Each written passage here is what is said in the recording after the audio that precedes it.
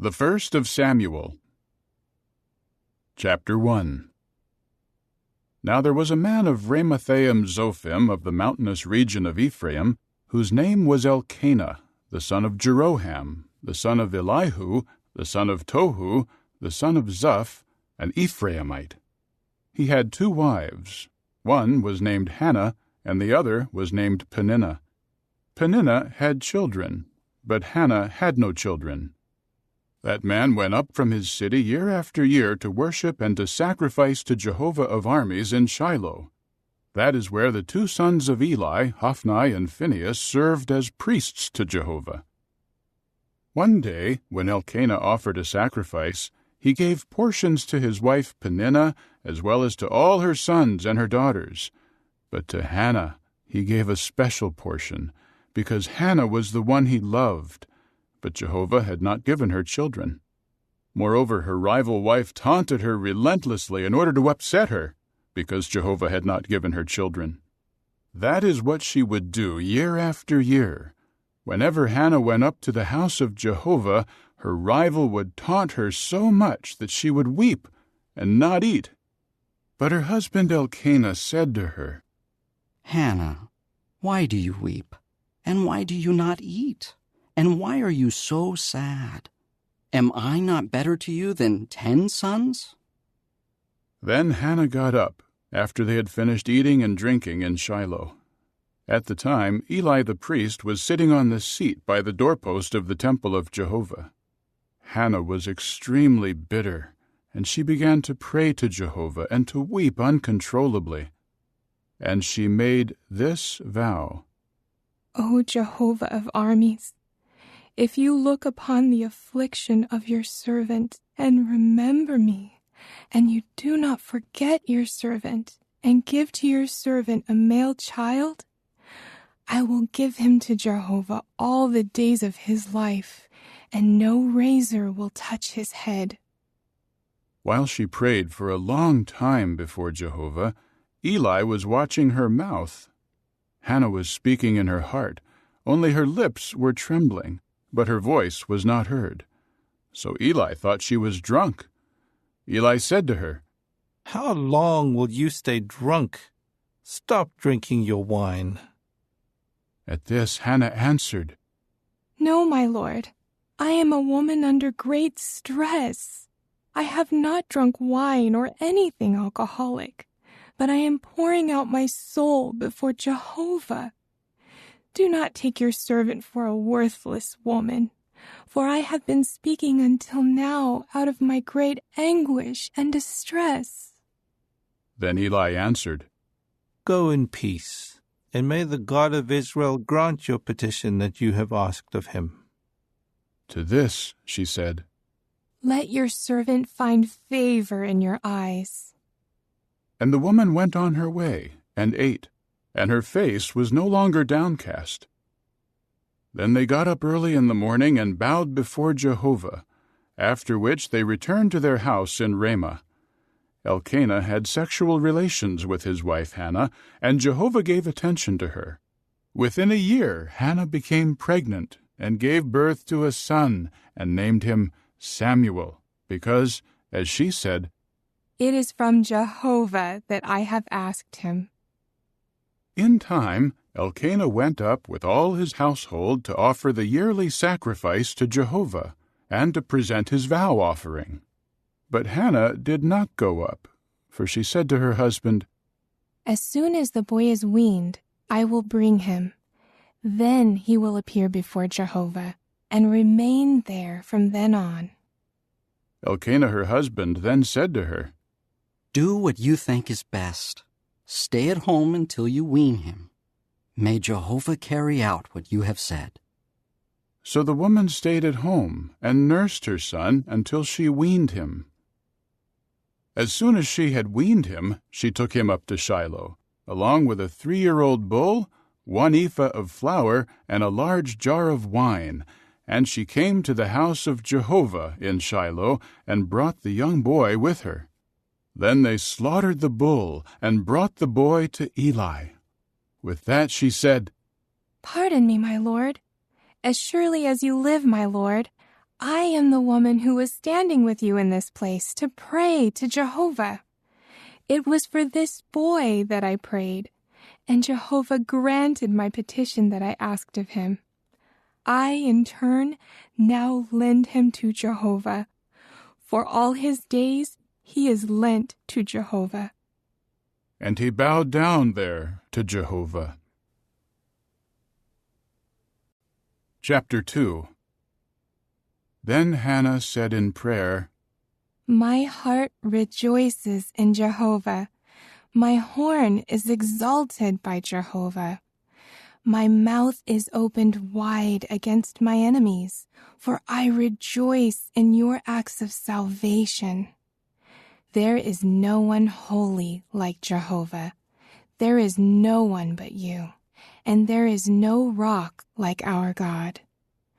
Do not keep speaking with haughtiness. Let nothing arrogant come from your mouth, for Jehovah is a God of knowledge, and by him deeds are rightly evaluated. The bows of mighty men are shattered, but those who are stumbling are given strength. The well-fed must hire themselves out for bread, but the hungry hunger no more. The barren has given birth to 7, but she who had many sons has become desolate. Jehovah kills, and he preserves life. He brings down to the grave, and he raises up. Jehovah impoverishes, and he enriches. He abases, and he exalts. He raises the lowly one from the dust.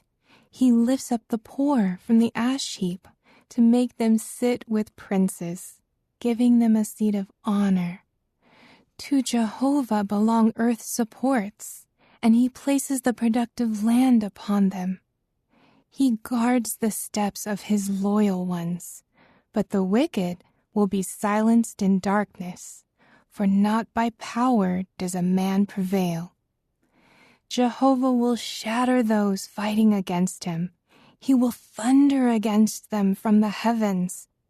Jehovah will judge to the ends of the earth. He will give power to his king and exalt the horn of his anointed one." Then Elkanah went to his house in Ramah, but the boy became a minister of Jehovah before Eli the priest. Now the sons of Eli were wicked men. They had no regard for Jehovah. This is what they did with the due right of the priests from the people. Whenever any man was offering a sacrifice, an attendant of the priest came with a 3-pronged fork in his hand when the meat was boiling, and he would thrust it into the basin, the 2-handled cooking pot, the cauldron, or the 1-handled cooking pot. Whatever the fork brought up, the priest would take for himself. That is what they would do in Shiloh to all the Israelites coming there. Also, even before the man sacrificing could make the fat smoke, an attendant of the priest would come and say to him, "Give the priest meat to roast. He will not take boiled meat from you, only raw meat." When the man would say to him, "Let them first be sure to make the fat smoke, then take for yourself whatever you desire," he would say, "No, give it to me now. If not, I will take it by force." Thus the sin of the attendants came to be very great before Jehovah, for the men treated the offering of Jehovah with disrespect. Now Samuel was ministering before Jehovah, wearing a linen ephod, though he was just a boy. Also his mother would make for him a little sleeveless coat, and she brought it up to him year after year when she came up with her husband to offer the yearly sacrifice. And Eli blessed Elkanah and his wife, and said, "May Jehovah grant you a child from this wife, in place of the one who was lent to Jehovah." And they went back home. Jehovah turned his attention to Hannah, so that she could conceive, and she gave birth to 3 more sons and 2 daughters. And the boy Samuel continued growing up before Jehovah. Now Eli was very old, but he had heard about everything that his sons were doing to all Israel, and how they would lie down with the women who served at the entrance of the tent of meeting. He used to say to them, "Why do you keep doing things like these? For the things I am hearing about you from all the people are bad.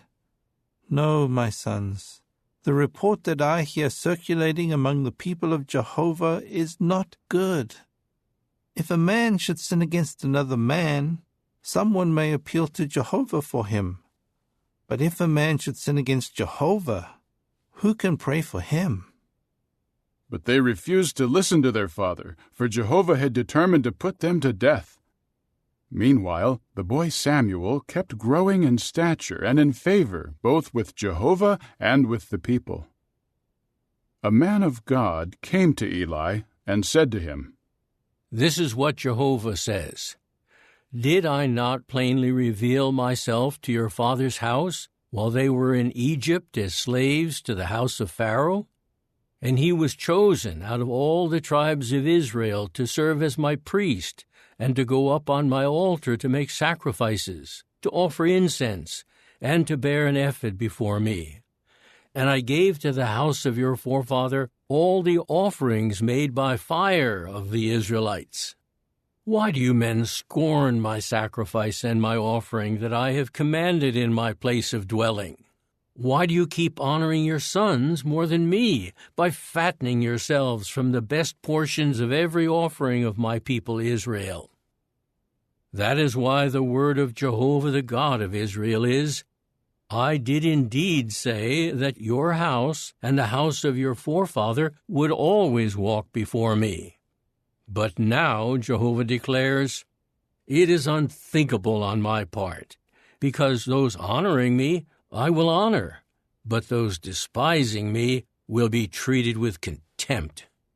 Look, days are coming when I will cut off your strength and that of your father's house, so that no man in your house will live to old age. And you will look upon a rival in my dwelling amid all the good that is done to Israel, and never again will there be an old man in your house. The man of yours whom I do not cut off from serving at my altar will cause your eyes to fail and will bring you grief, but the greater number of your house will die by the sword of men. And what happens to your two sons, Hophni and Phinehas, will be the sign for you. On one day, both of them will die. Then I will raise up for myself a faithful priest. He will act in harmony with what is my heart's desire, and I will build for him a lasting house, and he will walk before my anointed one always. Anyone who remains in your house will come and bow down to him for the payment of money and a loaf of bread, and will say, Assign me, please, to one of the priestly offices to eat a piece of bread. Chapter 3.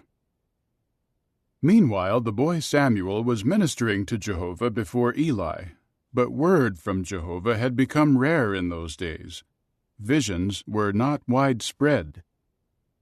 One day Eli was lying down in his usual place, and his eyes had grown dim. He was not able to see.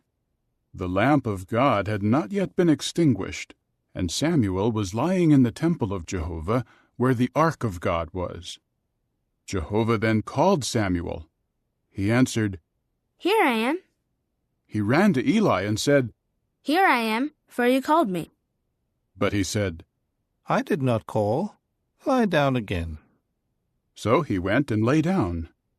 Jehovah called once again, Samuel.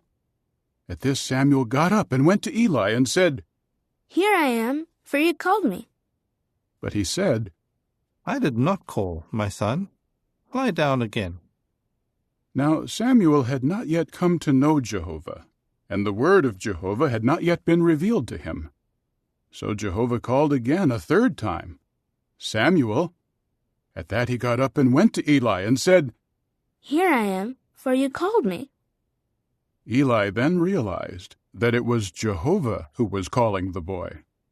So Eli said to Samuel, Go, lie down, and if he calls you, you should say, Speak, Jehovah, for your servant is listening. And Samuel went and lay down in his place. Jehovah came and stood there, and he called as at the other times, "Samuel, Samuel." At this Samuel said, Speak, for your servant is listening. Jehovah said to Samuel, "Look, I am doing something in Israel that will make both ears of anyone who hears about it tingle. On that day I will carry out toward Eli all that I said about his house, from start to finish. You must tell him that I am bringing a lasting judgment on his house for the error that he has known about. For his sons are cursing God, but he has not rebuked them. That is why I have sworn to the house of Eli that the error of the house of Eli will never be atoned for by sacrifices or by offerings." Samuel lay down until the morning. Then he opened the doors of Jehovah's house. Samuel was afraid to tell Eli of the vision. But Eli called for Samuel. Samuel, my son. At this he said, Here I am. He asked, What message did he speak to you? Please, do not hide it from me. May God do so to you and add to it, if you hide from me a single word of all that he said to you. So Samuel told him everything, and he did not hide anything from him. Eli said, It is Jehovah. Let him do what is good in his eyes. Samuel continued growing up, and Jehovah himself was with him, and did not let any of all his words go unfulfilled. All Israel, from Dan to Beersheba, became aware that Samuel had been confirmed as Jehovah's prophet. And Jehovah continued to appear in Shiloh, for Jehovah revealed himself to Samuel in Shiloh by the word of Jehovah. Chapter 4. And the word of Samuel went out to all Israel. Then Israel went out to meet the Philistines in battle. They camped beside Ebenezer, and the Philistines were encamped at Aphek. The Philistines drew up in battle formation to meet Israel. But the battle went badly, and Israel was defeated by the Philistines, who struck down about 4,000 men from the battle line in the field. When the people returned to the camp, the elders of Israel said, Why did Jehovah allow us to be defeated today by the Philistines? Let us take the ark of Jehovah's covenant with us from Shiloh, so that it may be with us and save us from the hand of our enemies. So the people sent men to Shiloh, and they carried from there the ark of the covenant of Jehovah of armies, who sits enthroned above the cherubs. The two sons of Eli, Hophni and Phinehas, were also there with the ark of the covenant of the true God. As soon as the ark of the covenant of Jehovah came into the camp, all the Israelites broke out into loud shouting, so that the earth shook. When the Philistines heard the sound of the shouting, they said, Why is there such loud shouting in the camp of the Hebrews? Finally they learned that the ark of Jehovah had come into the camp. The Philistines became afraid, for they said, God has come into the camp. So they said, Too bad for us, for nothing like this has ever happened before. Too bad for us. Who will save us from the hand of this majestic God? This is the God who struck Egypt with every sort of slaughter in the wilderness.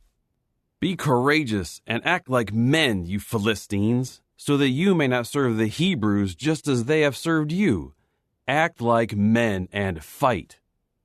So the Philistines fought, and Israel was defeated, and each one fled to his tent. The slaughter was very great. On Israel's side, 30,000 foot soldiers fell. Moreover, the ark of God was captured, and the two sons of Eli, Hophni and Phinehas, died. A man of Benjamin ran from the battle line and arrived at Shiloh on that day with his garments ripped apart and dirt on his head. When the man arrived, Eli was sitting on the seat by the roadside watching, because his heart was trembling over the ark of the true God. The man went into the city to report the news, and the whole city began crying out. When Eli heard the sound of the outcry, he asked, "What does the sound of this turmoil mean?" The same man hurried in and reported the news to Eli. Now Eli was 98 years old, and his eyes stared straight ahead, and he could not see. Then the man said to Eli, I am the one who came from the battle line. Just today I fled from the battle line. At this he asked, "What happened, my son?" So the bearer of the news related, Israel has fled from the Philistines, and there was a great defeat among the people. Also your own 2 sons, Hophni and Phinehas, have died, and the ark of the true God has been captured. At the moment he mentioned the ark of the true God, Eli fell backward from his seat beside the gate, and his neck was broken, and he died, for he was old and heavy. He had judged Israel for 40 years. His daughter-in-law, the wife of Phinehas, was pregnant and close to giving birth. When she heard the report that the ark of the true God had been captured, and that her father-in-law and her husband had died, she doubled over and unexpectedly went into labor and gave birth. As she was dying, the women standing by her said, Do not be afraid, for you have given birth to a son. She did not answer, and did not pay attention to it, but she named the boy Ichabod, saying, Glory has gone away from Israel into exile. Referring to the capture of the ark of the true God, and what happened to her father-in-law and her husband. She said, Glory has gone away from Israel into exile, because the ark of the true God has been captured. Chapter 5. When the Philistines captured the ark of the true God, they brought it from Ebenezer to Ashdod. The Philistines took the ark of the true God and brought it into the house of Dagon, and set it beside Dagon. When the Ashdodites got up early the next day, there was Dagon, fallen face down on the ground before the ark of Jehovah. So they took Dagon and returned him to his place. When they got up early in the morning on the following day, there was Dagon, fallen face down on the ground before the ark of Jehovah. The head of Dagon and the palms of both his hands were cut off, and were lying on the threshold. Only the fish part had been left intact. That is why to this day the priests of Dagon and all those who enter the house of Dagon do not walk on the threshold of Dagon in Ashdod. The hand of Jehovah was heavy against the Ashdodites, and he devastated them by striking Ashdod and its territories with piles.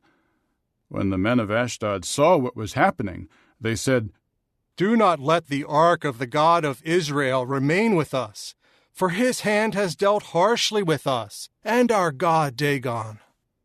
So they sent for and gathered all the lords of the Philistines, and asked them, What should we do with the ark of the God of Israel?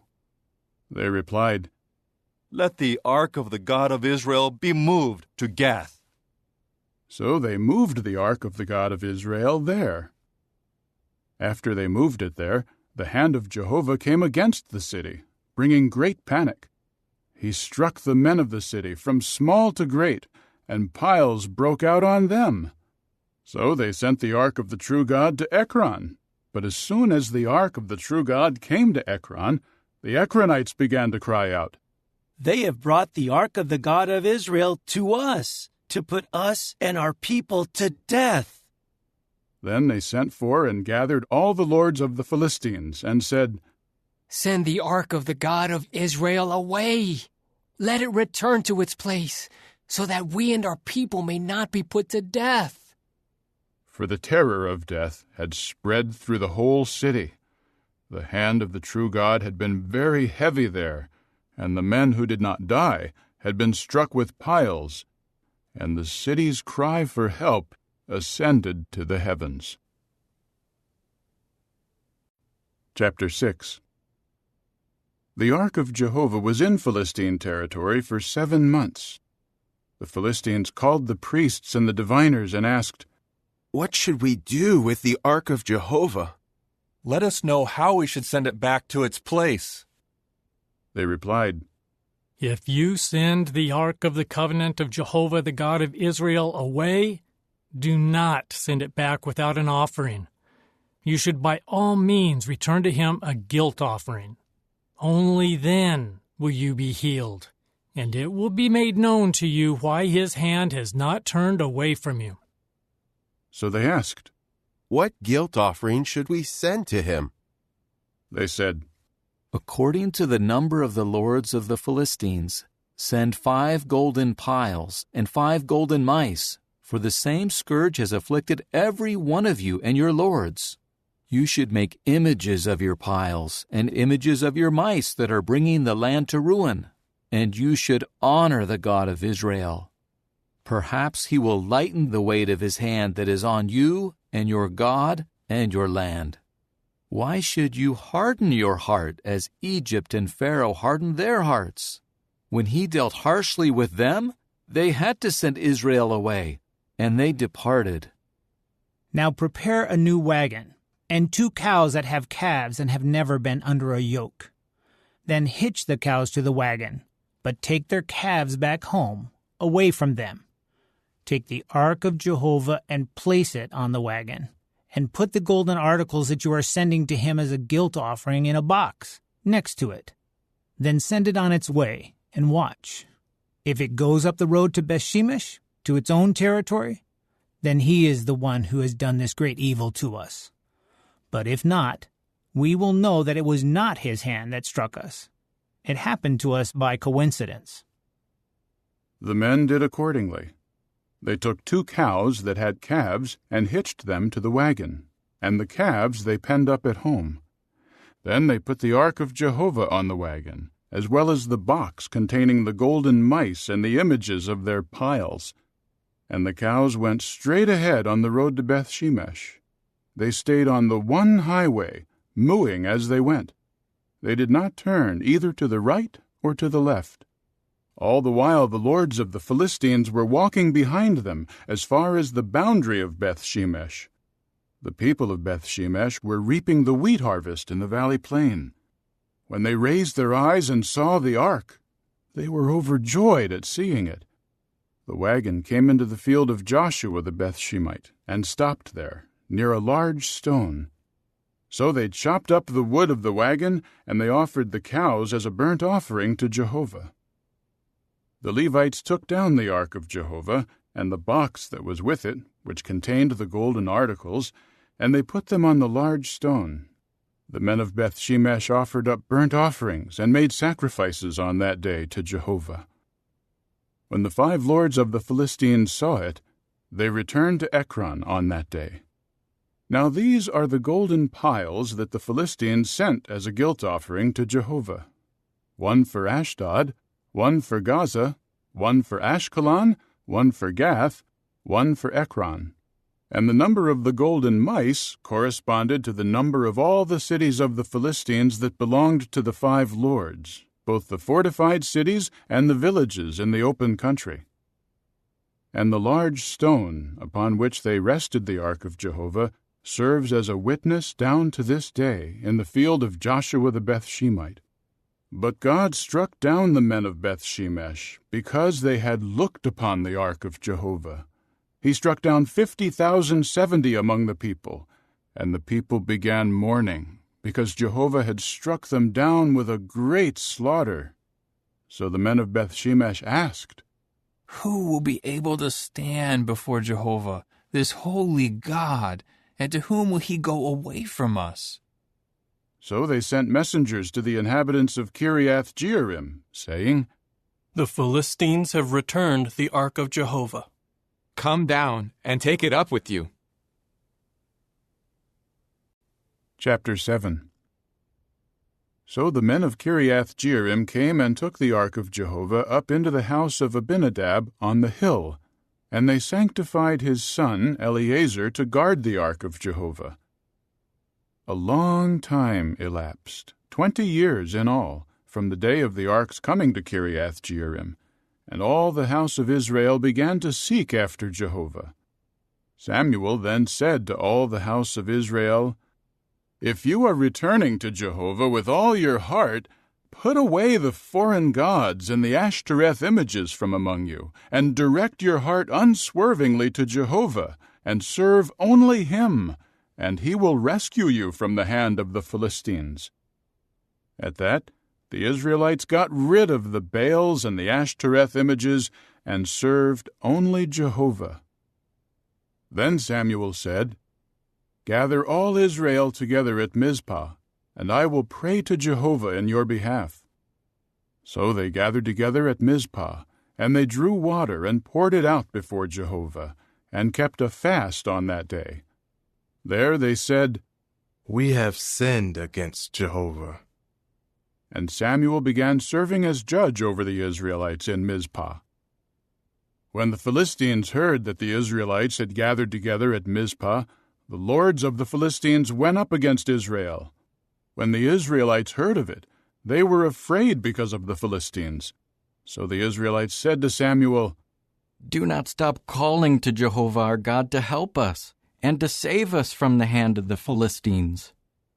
Then Samuel took a suckling lamb and offered it up as a whole burnt offering to Jehovah. And Samuel called to Jehovah for help in behalf of Israel, and Jehovah answered him.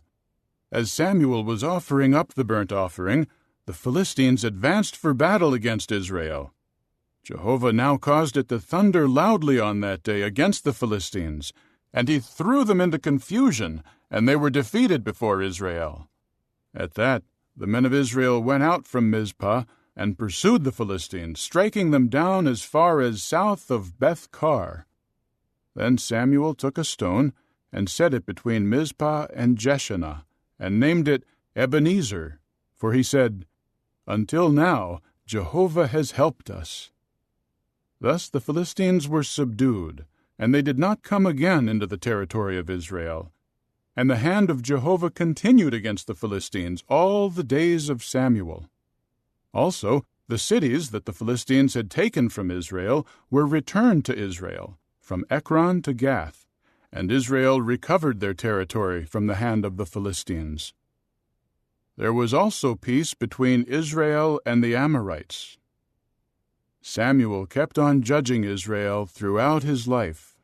Each year he traveled in a circuit to Bethel, Gilgal, and Mizpah, and he judged Israel in all these places.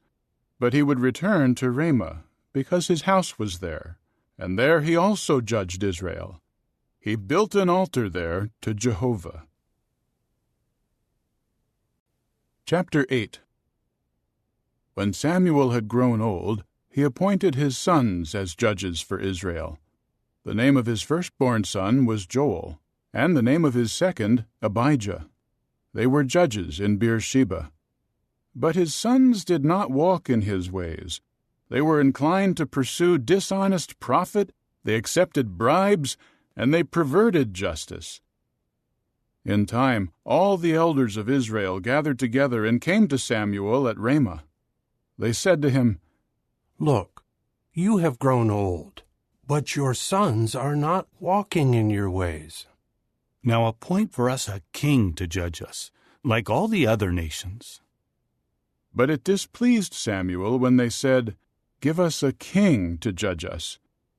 Then Samuel prayed to Jehovah, and Jehovah said to Samuel, "Listen to everything the people say to you, for it is not you whom they have rejected, but it is I whom they have rejected as their king. They are doing just as they have done from the day I brought them up out of Egypt until this day.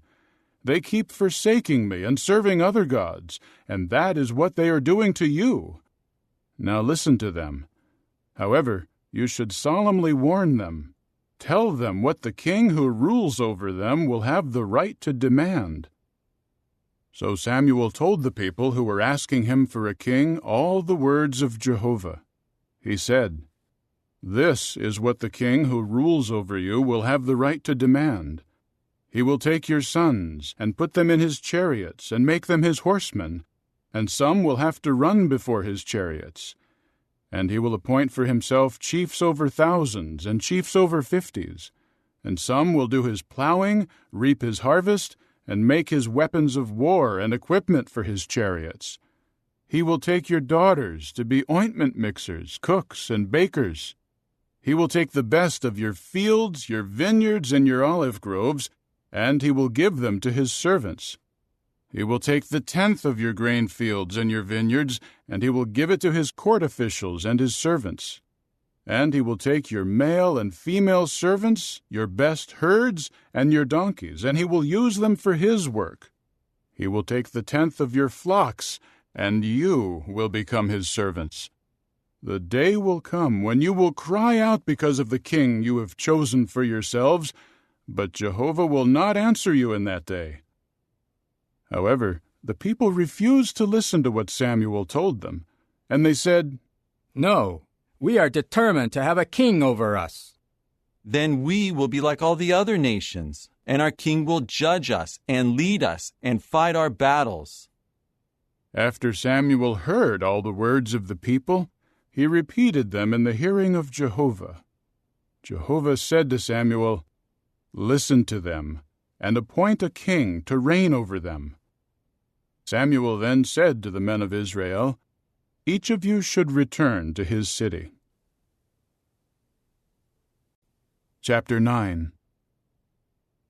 There was a man of Benjamin named Kish, the son of Abiel, the son of Zeror, son of Bechorath, son of Athiah, a Benjaminite and a very wealthy man. He had a son named Saul, who was young and handsome. There was no man among the Israelites more handsome than he, and he stood head and shoulders taller than all the people. When the donkeys belonging to Saul's father Kish got lost, Kish said to his son Saul, "Please take with you one of the attendants and go look for the donkeys." They passed through the mountainous region of Ephraim and through the land of Shalishah, and they did not find them. They traveled through the land of Shaalim, but the donkeys were not there. They passed through the entire land of the Benjaminites, and they did not find them. They came into the land of Zuph, and Saul said to his attendant who was with him, "Come, let us return, so that my father does not start worrying about us rather than the donkeys." But the attendant replied, "Look, there is a man of God in this city, a man who is held in honor. All that he says is sure to come true. Let us go there now. Perhaps he can tell us which way to go." At this Saul said to his attendant, "If we go, what can we take to the man? There is no bread in our bags. There is nothing to take as a gift to the man of the true God. What do we have?" So the attendant answered Saul again, "Look, there is a quarter of a shekel of silver in my hand. I will give it to the man of the true God, and he will tell us which way to go." In former times in Israel, this was what a man would say when going to seek God. "Come, and let us go to the seer." For the prophet of today used to be called a seer in former times. Then Saul said to his attendant, "What you said is good. Let us go." So they went to the city where the man of the true God was. While they were going up the ascent to the city, they met girls going out to draw water. So they said to them, "Is the seer in this place?" They answered, "He is. Look, he is just ahead of you. Hurry now, for today he has come to the city, because the people are making a sacrifice today on the high place." As soon as you come into the city, you will find him before he goes up to the high place to eat. The people will not eat until he comes, for he is the one who blesses the sacrifice. Once that is done, those who are invited may eat. So now go up right away, and you will find him." So they went up to the city. As they were coming into the middle of the city, there was Samuel coming out to meet them, to go up to the high place. The day before Saul came, Jehovah had told Samuel, "Tomorrow, about this time, I will send to you a man from the land of Benjamin. You must anoint him as leader over my people Israel, and he will save my people from the hand of the Philistines. For I have seen the affliction of my people, and their outcry has reached me, When Samuel saw Saul, Jehovah told him, "Here is the man of whom I said to you, 'This is the one who will govern my people.'" Then Saul approached Samuel in the middle of the gate and said, "Tell me, please, where is the house of the seer?" Samuel answered Saul, "I am the seer. Go up ahead of me to the high place, and you will eat with me today. I will send you away in the morning, and I will tell you all that you want to know. As for the donkeys that were lost 3 days ago, do not worry about them, for they have been found. And to whom does all that is desirable of Israel belong? Is it not to you, and to the whole house of your father?" At this Saul answered, "Am I not a Benjaminite, of the smallest of the tribes of Israel? And my family the most insignificant of all the families of the tribe of Benjamin? So why have you spoken to me in this way?" Then Samuel took Saul and his attendant and brought them to the dining hall, and gave them a place at the head of those invited. There were about 30 men. Samuel said to the cook, "Bring the portion that I gave you and told you, set it aside." At that the cook lifted up the leg and what was on it, and set it before Saul. And Samuel said, "What has been reserved has been set before you. Eat, because they have reserved it for you for this occasion. For I told them, I invited guests." So Saul ate with Samuel on that day. Then they went down from the high place to the city, and he continued to speak with Saul on the housetop. They rose early, and at daybreak Samuel called to Saul on the housetop, saying, "Get ready, so that I may send you away." So Saul got ready, and both he and Samuel went outside. While they were descending toward the outskirts of the city, Samuel said to Saul, "Tell the attendant to go on ahead of us." So he went on ahead. "But you, stand still now, so that I may let you hear the word of God." Chapter 10. Samuel then took the flask of oil and poured it out on Saul's head. He kissed him and said, "Has not Jehovah anointed you as a leader over his inheritance? When you leave me today, you will find 2 men near the tomb of Rachel in the territory of Benjamin at Zelzah, and they will say to you, 'The donkeys that you went to look for have been found, but now your father has forgotten about the donkeys and is worried about you. He is saying, "What should I do about my son?" Go on from there until you come to the big tree of Tabor, where you will meet 3 men going up to the true God at Bethel, one carrying 3 young goats, one carrying 3 loaves of bread, and one carrying a large jar of wine. They will ask about your welfare and give you 2 loaves, and you must accept the loaves from them. After that, you will come to the hill of the true God, where there is a garrison of the Philistines. When you come to the city, you will meet a group of prophets coming down from the high place, and a stringed instrument and tambourine and flute and harp will be played ahead of them while they are prophesying. The Spirit of Jehovah will empower you, and you will prophesy along with them, and be changed into a different person. When these signs have taken place, do whatever your hand finds possible, because the true God is with you. Then go down ahead of me to Gilgal, and I will go down to you there to offer up burnt sacrifices and communion sacrifices. You should wait for 7 days until I come to you. Then I will let you know what you should do." As soon as Saul turned around to leave Samuel, God began changing his heart to be like that of someone else. And all these signs came true on that day. So they went from there to the hill, and a group of prophets met him.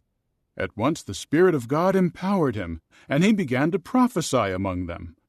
When all those who previously knew him saw him prophesying with the prophets, they said to one another, "What has happened to the son of Kish? Is Saul also among the prophets?" Then a man from there said, "But who is their father?" So it became a saying, "Is Saul also among the prophets?" When he finished prophesying, he came to the high place. The brother of Saul's father later said to him and to his attendant, "Where did you go?" At that he said, "To look for the donkeys. But we saw that they were not there, so we went to Samuel." Saul's uncle asked, "Please tell me, what did Samuel say to you?" Saul replied to his uncle, "He told us that the donkeys had already been found." But Saul did not tell him what Samuel said about the matter of the kingship. Samuel then called the people together to Jehovah at Mizpah, and said to the Israelites, "This is what Jehovah the God of Israel says. It was I who brought Israel up out of Egypt, and who rescued you from the hand of Egypt and from the hand of all the kingdoms that were oppressing you. But today you have rejected your God, who was your Savior out of all your evils and distresses, and you said, 'No, you should appoint a king over us.' Now take your stand before Jehovah, by your tribes and by your thousands." So Samuel had all the tribes of Israel draw near, and the tribe of Benjamin was selected. Then he had the tribe of Benjamin draw near by its families, and the family of the Matrites was selected. Finally, Saul, the son of Kish, was selected. But when they went to look for him, he was nowhere to be found. So they inquired of Jehovah, "Has the man come here yet?"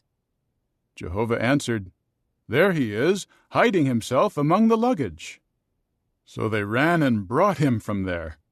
When he stood in the middle of the people, he was head and shoulders taller than all the other people. Samuel said to all the people, "Do you see the one whom Jehovah has chosen, that there is none like him among all the people?" And all the people began to shout, "Long live the king!" Samuel spoke to the people about the rightful due of kings, and wrote it in a book, and deposited it before Jehovah. Then Samuel sent all the people away, every one to his house. Saul also went to his home in Gibeah, accompanied by the warriors whose hearts Jehovah had touched. But some worthless men said, "How will this one save us?" So they despised him, and they did not bring any gift to him, but he said nothing about it. Chapter 11. Then Nahash the Ammonite came up and camped against Jabesh in Gilead. All the men of Jabesh said to Nahash, "Make a covenant with us, and we will serve you." Nahash the Ammonite said to them, "I will make it with you on this condition, that all your right eyes be bored out. I will do this to humiliate all Israel." The elders of Jabesh replied to him, "Give us 7 days' time so that we can send messengers into all the territory of Israel. Then, if there is no one to rescue us, we will surrender to you." In time the messengers came to Gibeah of Saul, and spoke these words in the hearing of the people, and all the people wept at the top of their voice. But Saul was coming from the field behind the herd, and Saul said, "What is the matter with the people? Why are they weeping?" So they related to him the words of the men of Jabesh. The Spirit of God empowered Saul when he heard these words, and he burned with anger. So he took a pair of bulls and cut them into pieces, and he sent these into all the territory of Israel by the hand of the messengers, who said, "Whoever does not follow Saul and Samuel should expect this to be done to his cattle." And the fear of Jehovah fell upon the people, so that they came out with one accord. Then he counted them in Bezek, and there were 300,000 Israelites and 30,000 men of Judah. They now said to the messengers who had come, "This is what you should say to the men of Jabesh and Gilead. Tomorrow, when the sun gets hot, you will be saved." With that the messengers came and told the men of Jabesh, and they were overjoyed. So the men of Jabesh said, "Tomorrow we will surrender to you, and you may do to us whatever seems good to you." On the next day, Saul divided the people into 3 bands, And they made their way into the middle of the camp during the morning watch, and struck down the Ammonites until the day grew hot. Those who survived were scattered, so that no two of them were left together. Then the people said to Samuel, "Who was saying, 'Is Saul to be king over us?' Hand the men over, and we will put them to death." However, Saul said, "Not a man should be put to death on this day, for today Jehovah has rescued Israel." Samuel later said to the people, "Come and let us go to Gilgal to reconfirm the kingship." So all the people went to Gilgal, and in Gilgal they made Saul king before Jehovah. Then they offered communion sacrifices there before Jehovah, and Saul and all the men of Israel celebrated with great joy. Chapter 12. Finally Samuel said to all Israel, "Here I have done all that you asked of me, and I appointed a king to reign over you. Now here is the king who is leading you.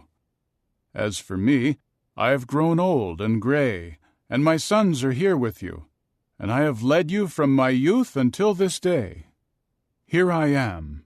Testify against me before Jehovah and before his anointed one. Whose bull or whose donkey have I taken? Or whom have I defrauded or crushed? From whose hand have I accepted a bribe to make me look the other way? If I have, I will restore it to you."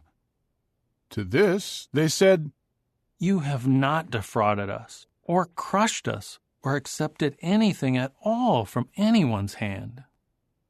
So he said to them, "Jehovah is a witness against you, and his anointed one is a witness this day that you have found nothing to accuse me of."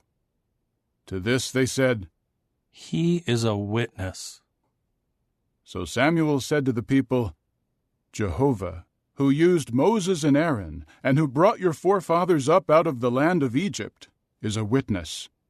And now take your positions, and I will judge you before Jehovah, in view of all the righteous acts that Jehovah has done for you and for your forefathers.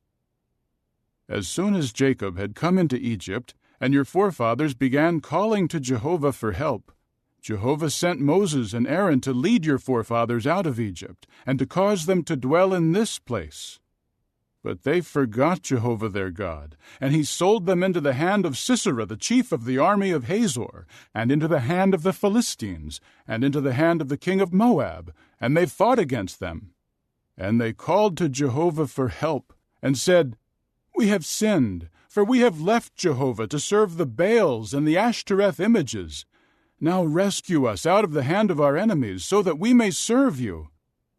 Then Jehovah sent Jerubbaal, and Bedan, and Jephthah, and Samuel, and rescued you from the hand of the enemies all around you, so that you could live in security.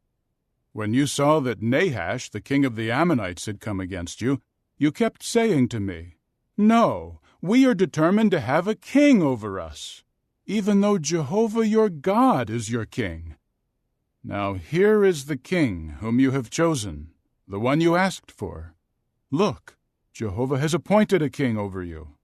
If you fear Jehovah and serve him and obey his voice, and you do not rebel against the order of Jehovah, and both you and the king who reigns over you follow Jehovah your God, fine. But if you do not obey the voice of Jehovah, and you rebel against the order of Jehovah, the hand of Jehovah will be against you and your fathers. Now take your positions, and see this great thing that Jehovah is doing before your eyes. Is it not the wheat harvest today? I will call on Jehovah to make it thunder and rain.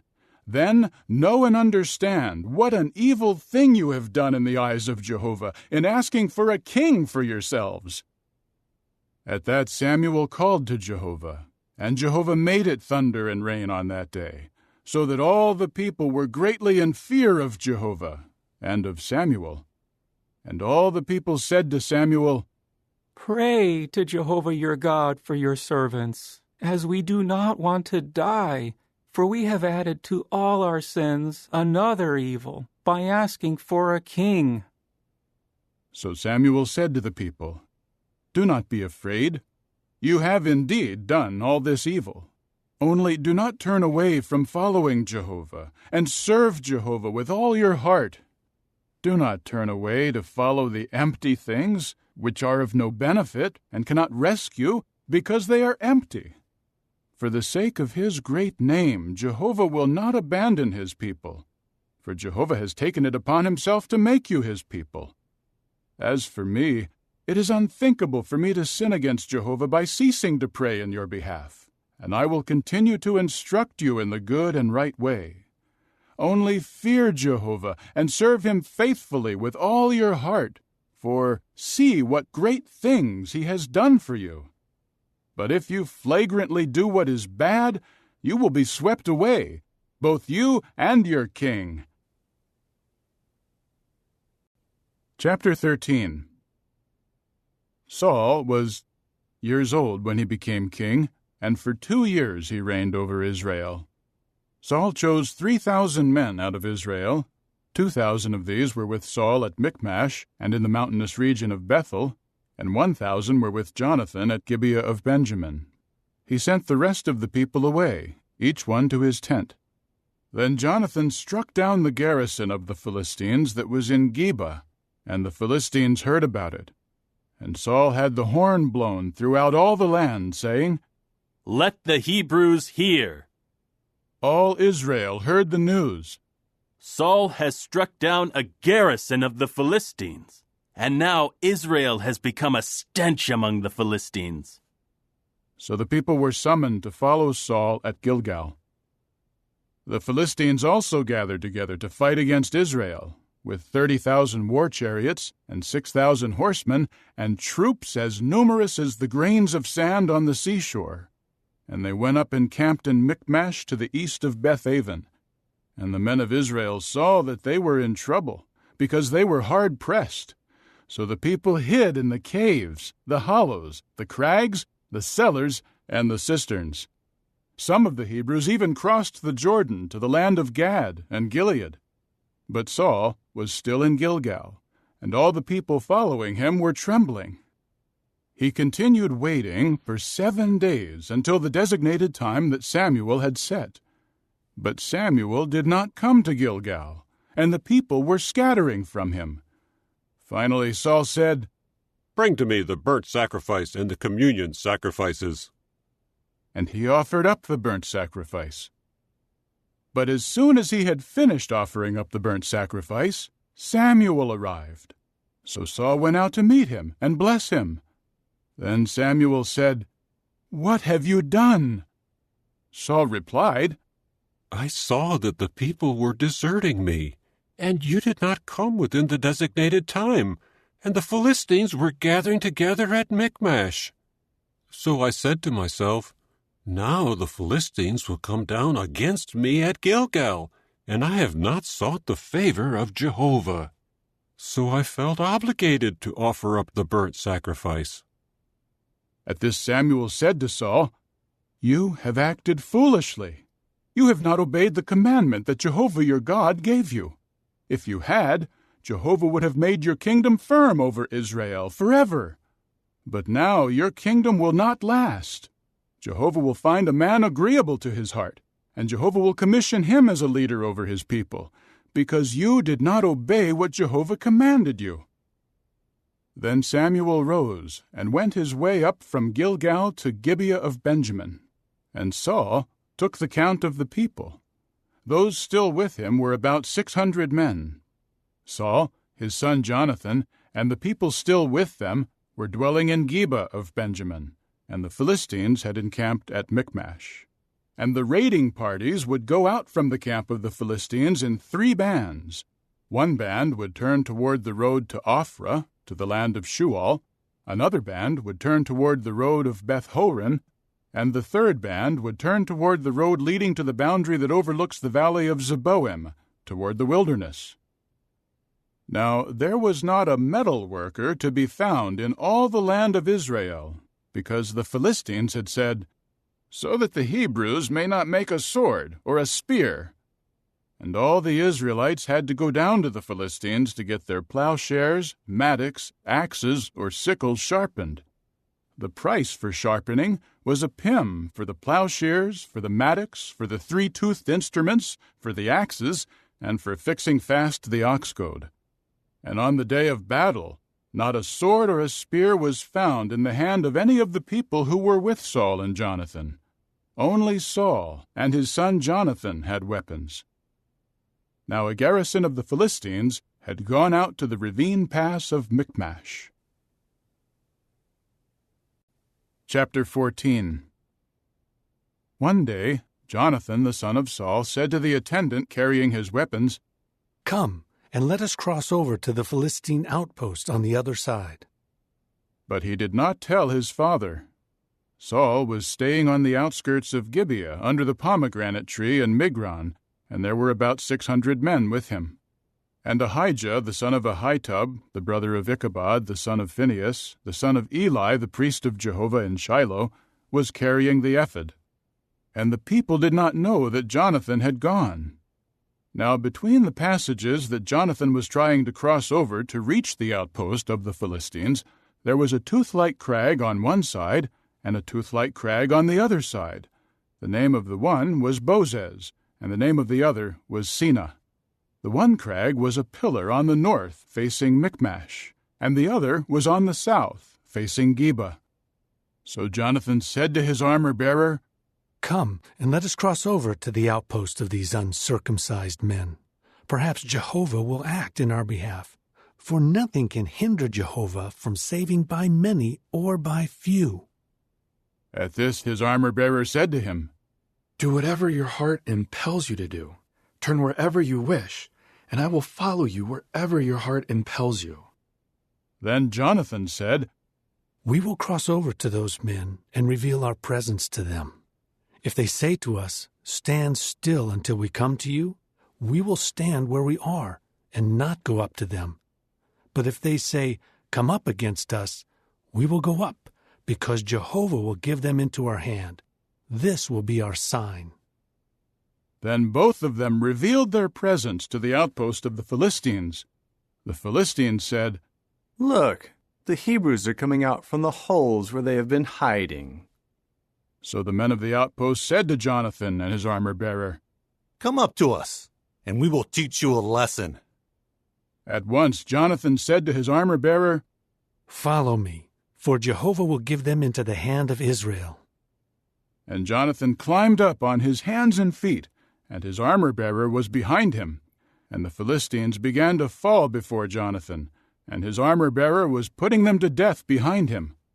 In the first attack that Jonathan and his armor-bearer made, they struck down about 20 men within about half the plowing line in an acre of field.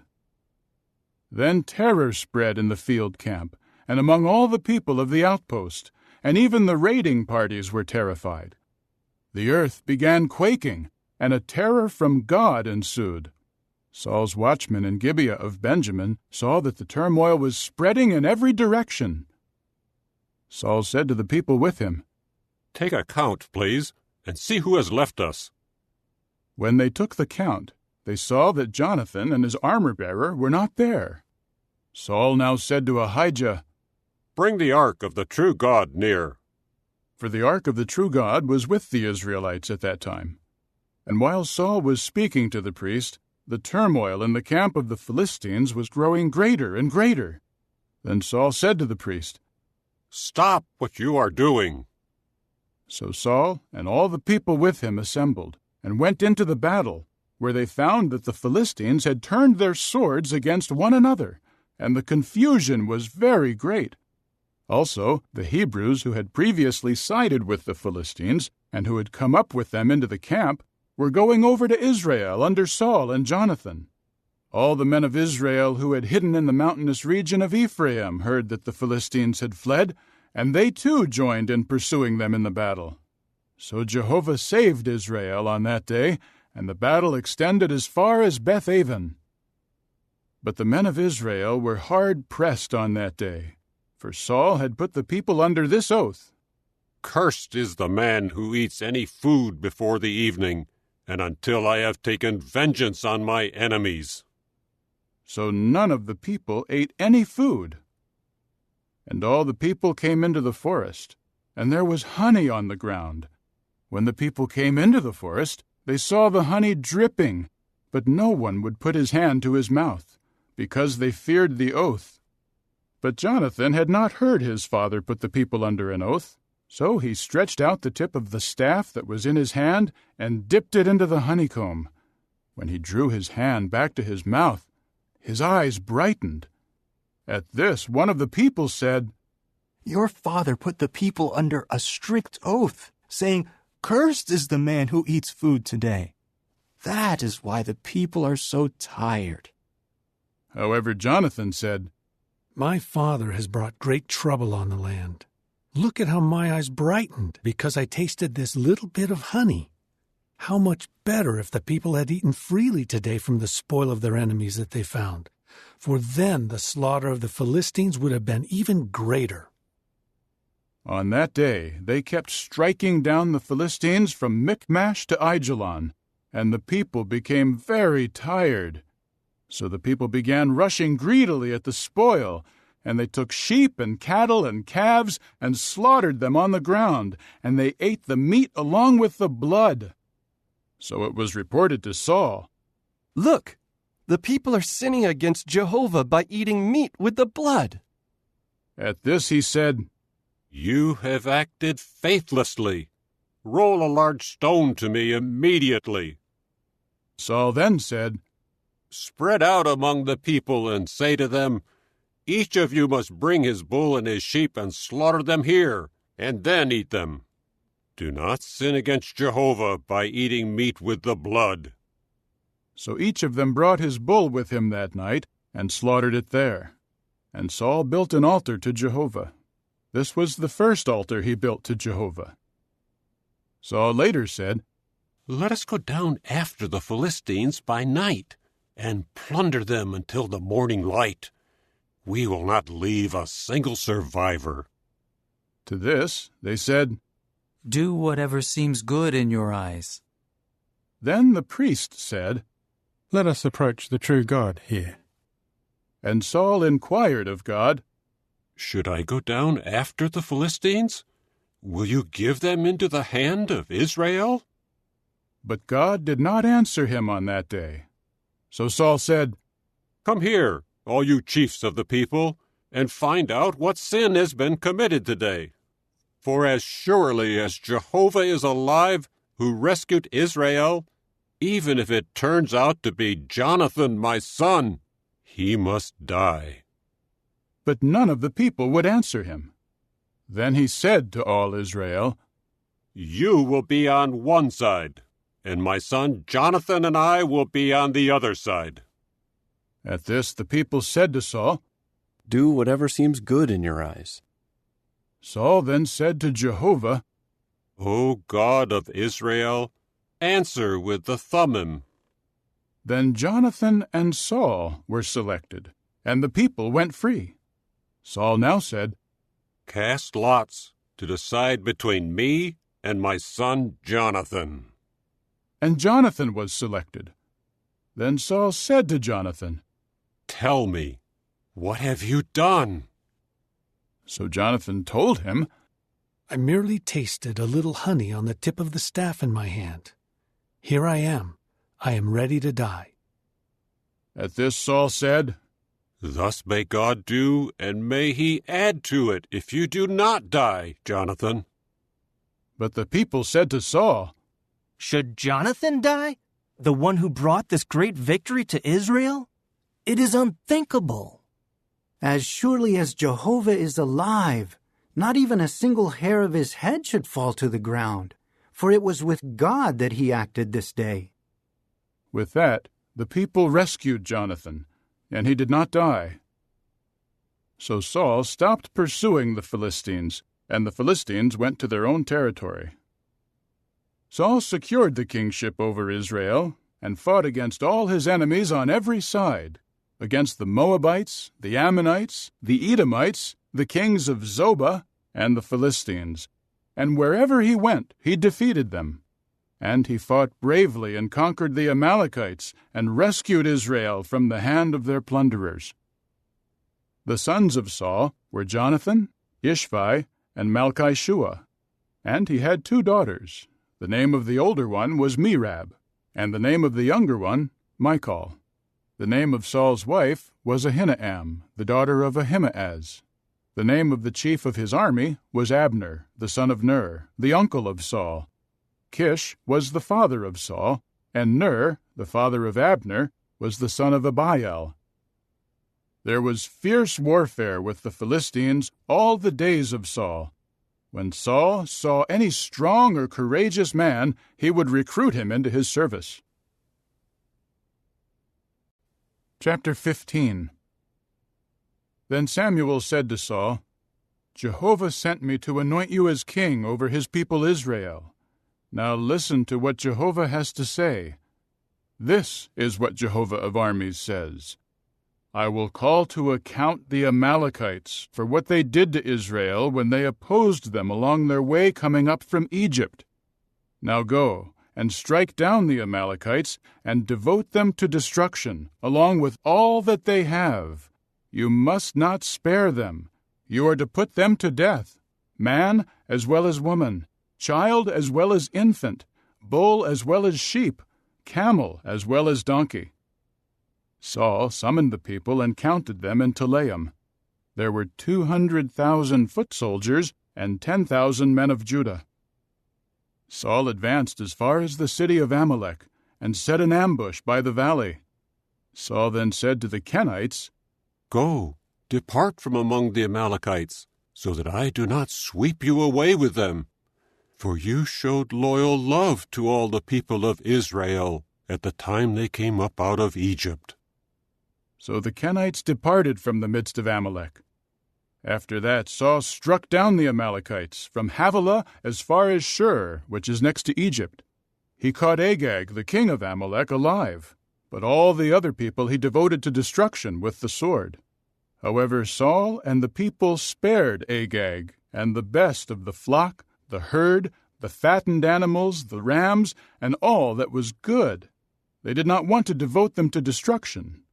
But all the goods that were worthless and unwanted, these they devoted to destruction. Then the word of Jehovah came to Samuel.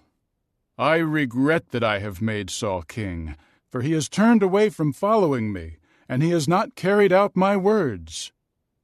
Samuel became very upset, and he kept crying out to Jehovah all night long. When Samuel got up early in the morning to meet Saul, Samuel was told, Saul went to Carmel, and there he erected a monument for himself. Then he turned around and went down to Gilgal. When Samuel finally came to him, Saul said to him, "May Jehovah bless you. I have carried out the word of Jehovah." But Samuel said, "Then what is this sound of the flock in my ears, and the sound of the cattle that I hear?"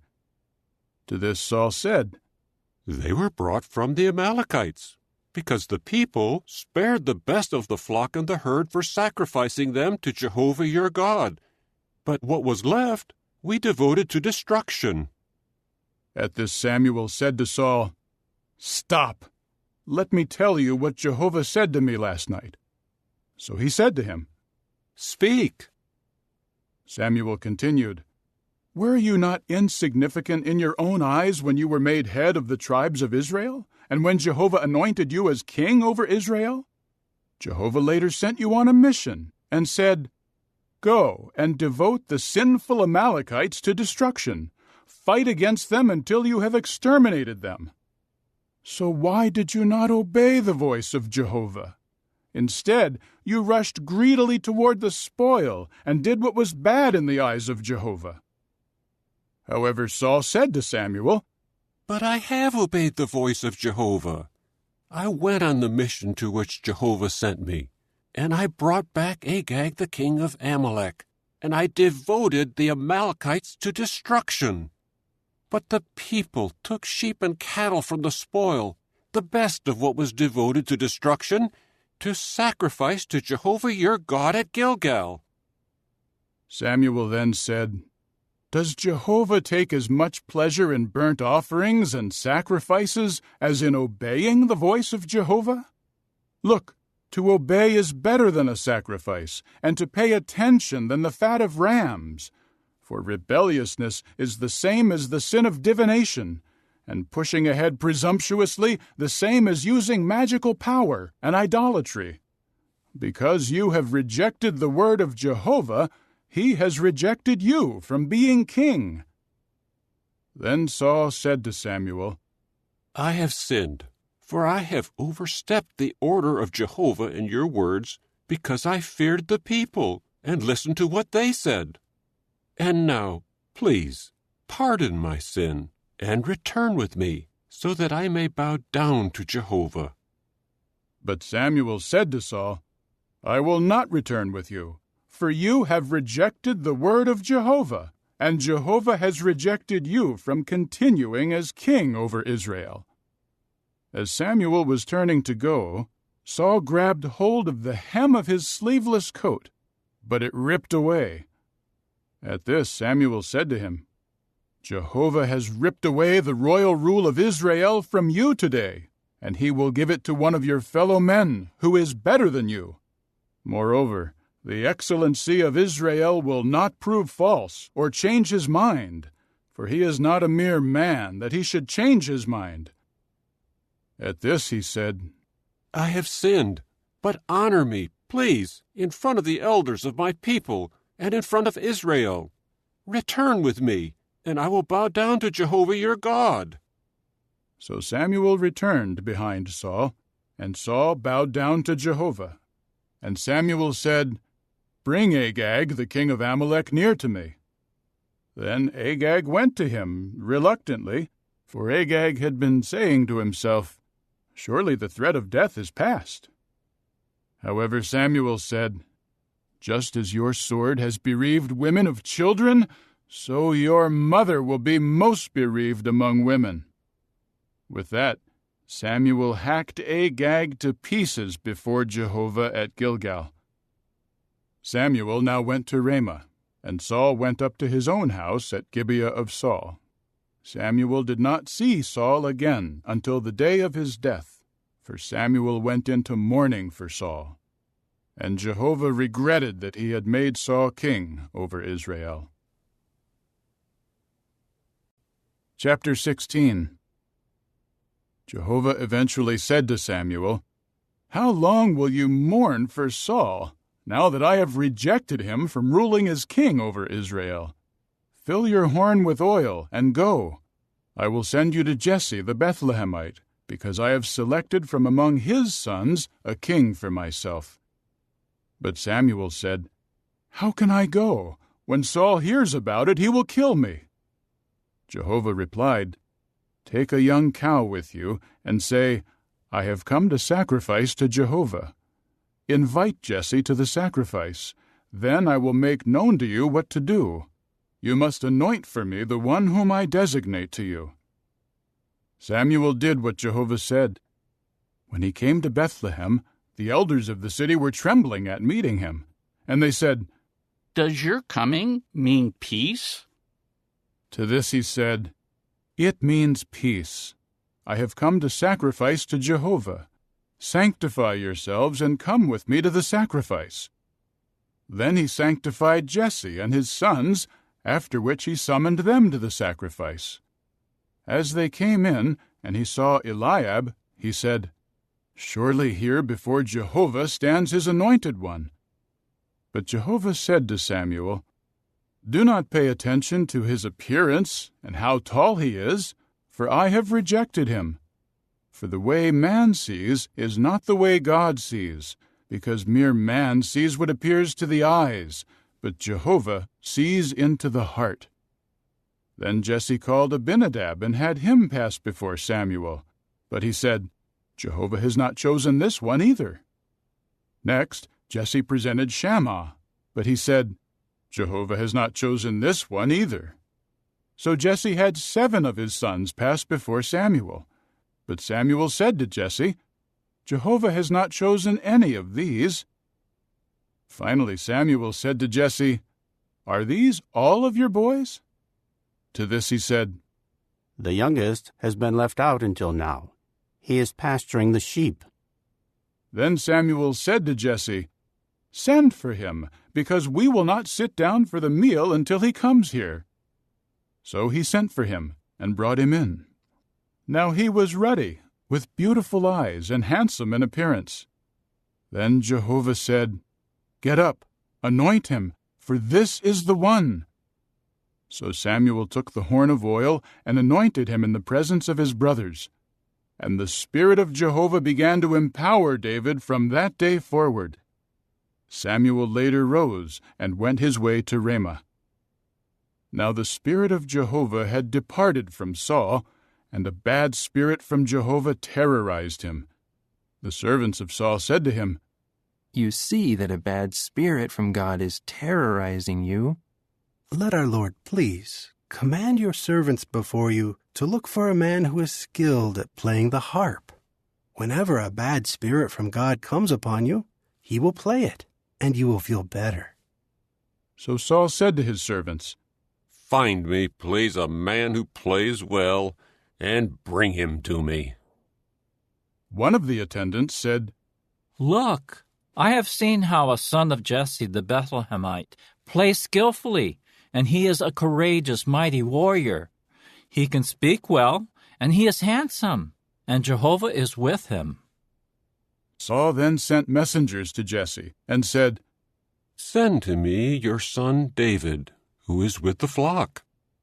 So Jesse loaded a donkey with bread, a skin bottle of wine, and a young goat, and sent them to Saul with his son David. Thus David came to Saul and began serving him. Saul grew to love him very much, and he became his armor-bearer. Saul sent a message to Jesse, "Please let David remain in my service, for he has found favor in my eyes."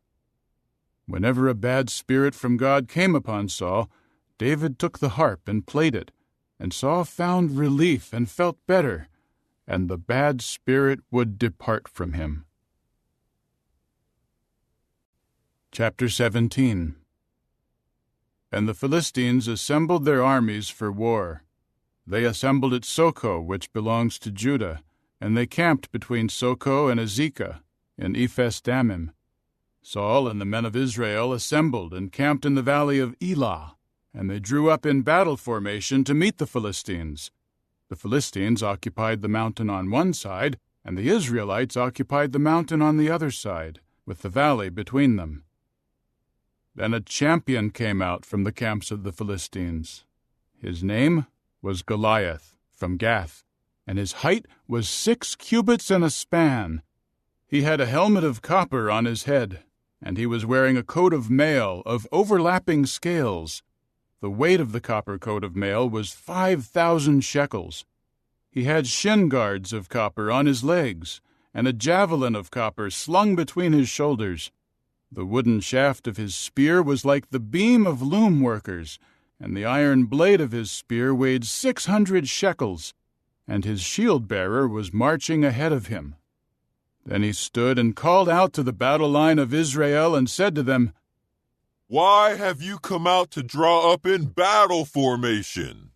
Am I not the Philistine? And are you not the servants of Saul? Choose a man for yourselves, and let him come down to me. If he is able to fight with me and strike me down, we will then become your servants. But if I prevail against him and strike him down, you will become our servants and serve us." The Philistine then said, "I do taunt the battle line of Israel this day. Give me a man, and let us fight it out."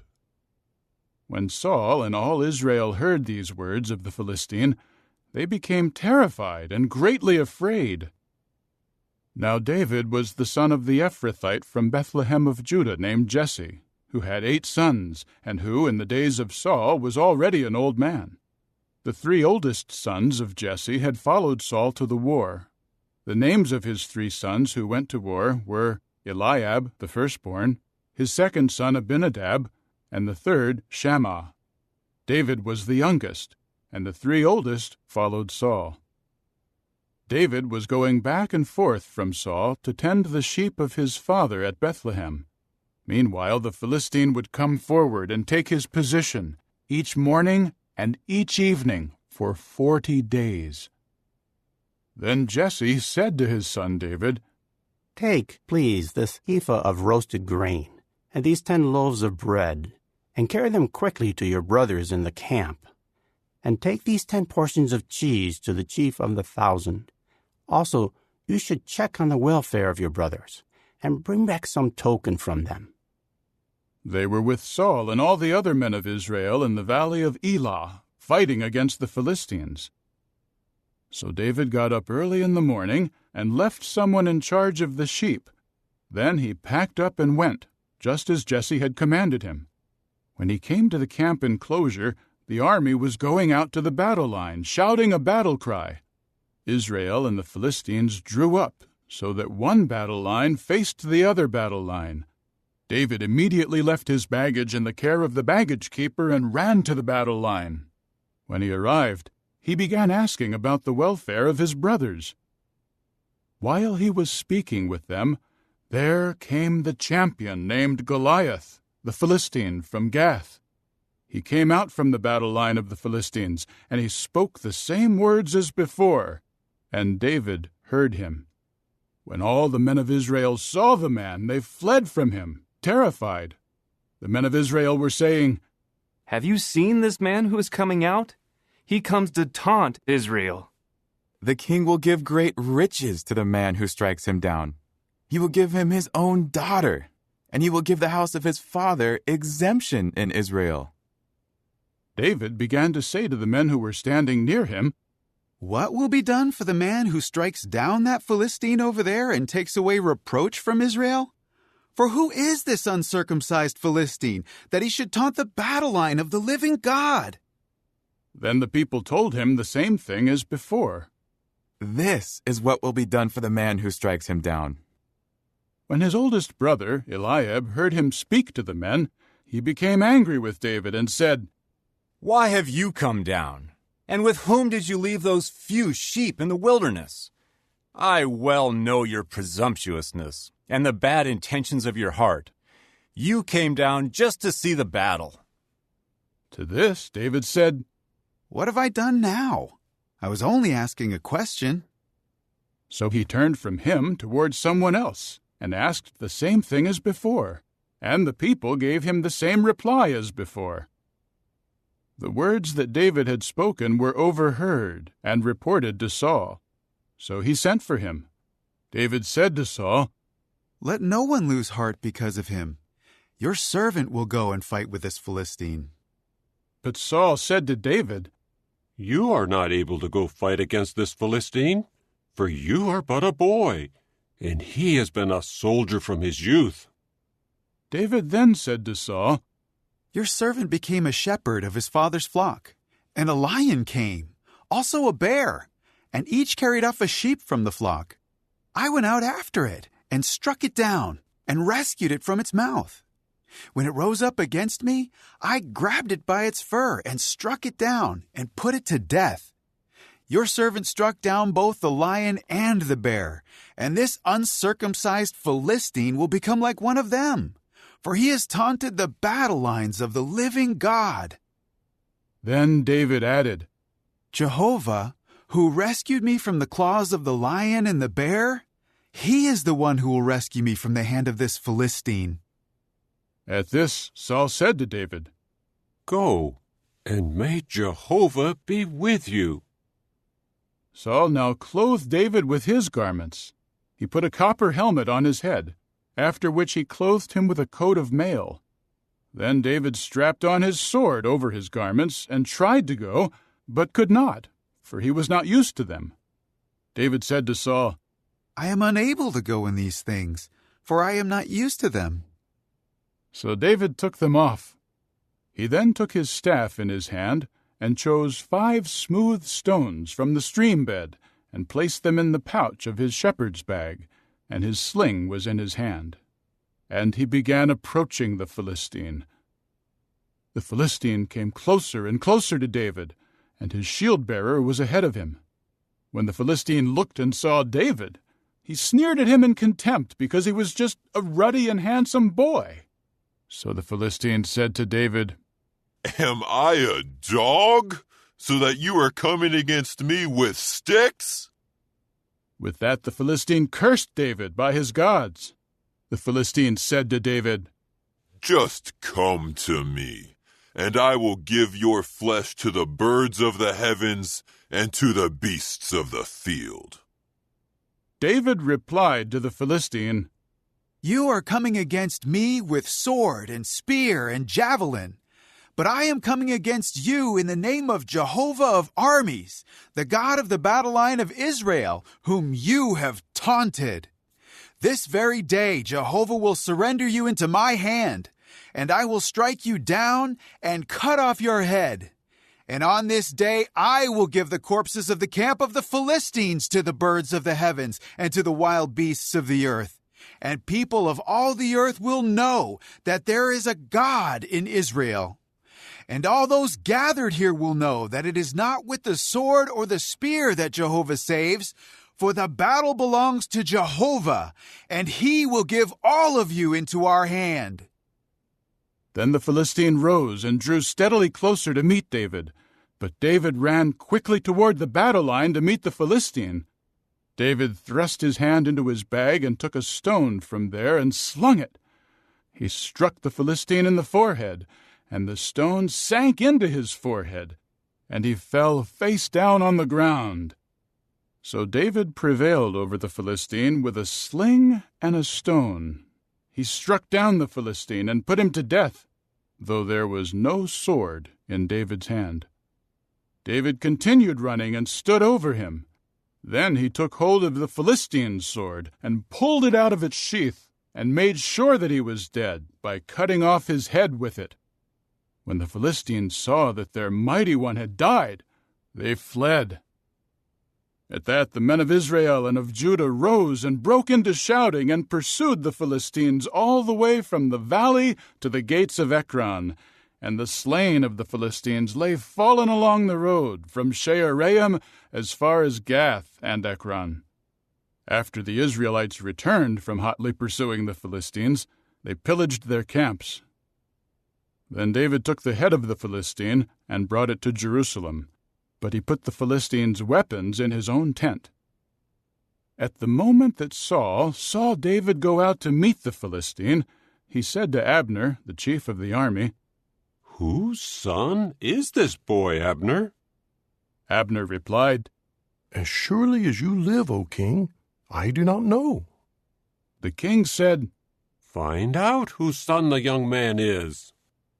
So as soon as David returned from striking down the Philistine, Abner took him and brought him before Saul, with the head of the Philistine in his hand. Saul now said to him, "Whose son are you, boy?" To which David said, "The son of your servant Jesse, the Bethlehemite." Chapter 18. As soon as David had finished speaking to Saul, Jonathan and David became bound together in close friendship, and Jonathan began to love him as himself. From that day, Saul kept David with him, and he did not allow him to return to his father's house. And Jonathan and David made a covenant, because he loved him as himself. Jonathan took off the sleeveless coat that he wore and gave it to David, along with his gear, his sword, his bow, and his belt. David began going out, and was successful wherever Saul would send him. So Saul put him in charge of the fighting men, and this pleased all the people and the servants of Saul. When David and the others would return from striking down the Philistines, the women would come out from all the cities of Israel with song and dances to meet King Saul with tambourines, with rejoicing, and with lutes. The women who were celebrating would sing, "Saul has struck down his thousands, and David his tens of thousands." Saul became very angry, and this song displeased him, for he said, "They have credited David with tens of thousands, but to me they have credited thousands." The only thing left to give him is the kingship." From that day on, Saul was always looking at David suspiciously. The next day, a bad spirit from God gripped Saul, and he started to act strangely inside the house while David was playing music on the harp, as on other occasions. Saul had a spear in his hand, and he hurled the spear, saying to himself, "I will pin David to the wall." But David escaped from him twice. Then Saul was afraid of David, because Jehovah was with him, but had departed from Saul. So Saul removed him from his presence, and appointed him as chief of 1,000, and David would lead the army into battle. David continued to have success in all he did, and Jehovah was with him. And when Saul saw that he was very successful, he became afraid of him. But all Israel and Judah loved David, because he would lead them in their campaigns. Saul later said to David, "Here is my oldest daughter, Merab. I will give her to you as a wife. However, you should continue to display your courage for me and fight the wars of Jehovah." For Saul said to himself, "Do not let my hand come against him. Let the hand of the Philistines strike him." At this David said to Saul, "Who am I, and who are my relatives, my father's family in Israel, for me to become son-in-law to the king?" However, when the time came to give Saul's daughter Merab to David, she had already been given to be the wife of Adriel the Maholathite. Now Saul's daughter Michal was in love with David, and it was reported to Saul, and this pleased him. So Saul said, "I will give her to him to serve as a snare to him, so that the hand of the Philistines may come upon him." Saul then said to David a second time, "You will form a marriage alliance with me today." Further, Saul ordered his servants, "Speak to David secretly and say, 'Look, the king is pleased with you, and all his servants are fond of you. So now form a marriage alliance with the king.'" When Saul's servants told David these things, David said, "Is it a trivial matter to you to form a marriage alliance with the king, when I am a man poor and lightly esteemed?"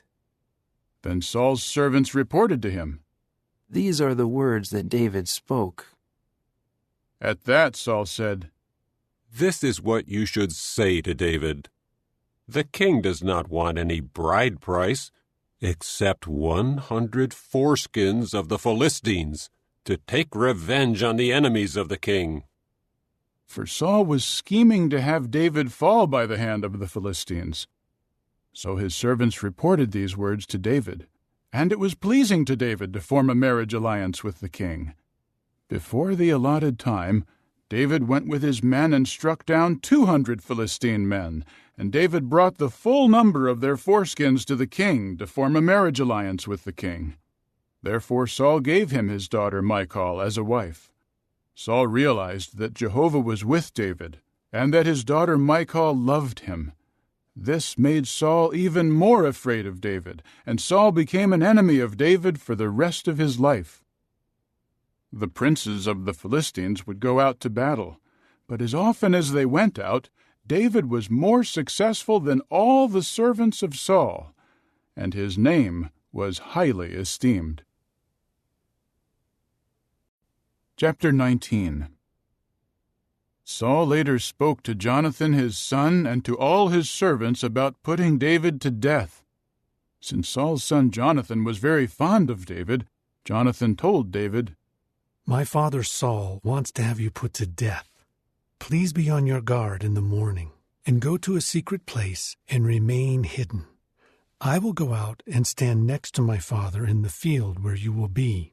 I will talk about you to my father, and if I learn anything, I will be sure to tell you." So Jonathan spoke well of David to his father Saul.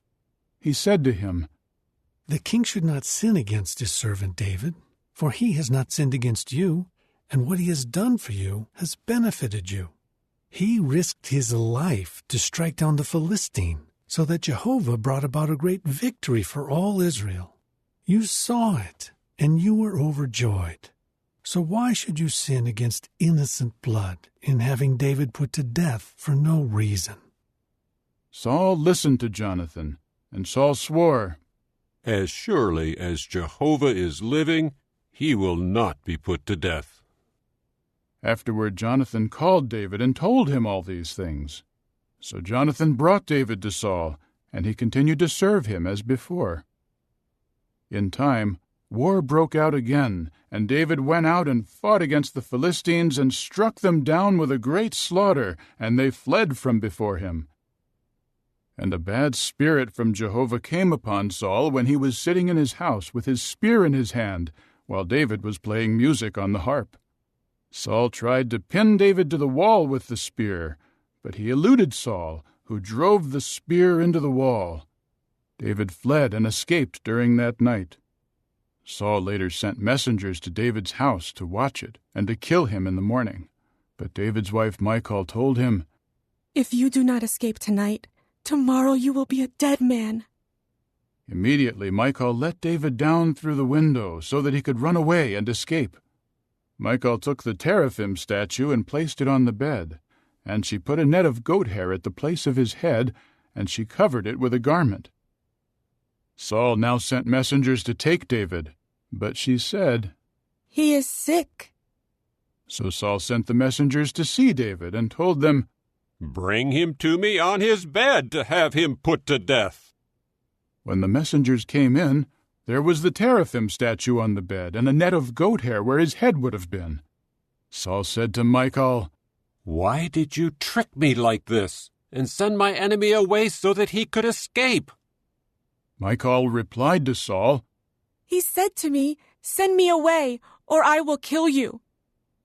Now David had run away and escaped, and he came to Samuel at Ramah. He told him all that Saul had done to him. Then he and Samuel went away, and they stayed in Naioth. In time it was reported to Saul, "Look, David is in Naioth, in Ramah." At once Saul sent messengers to seize David.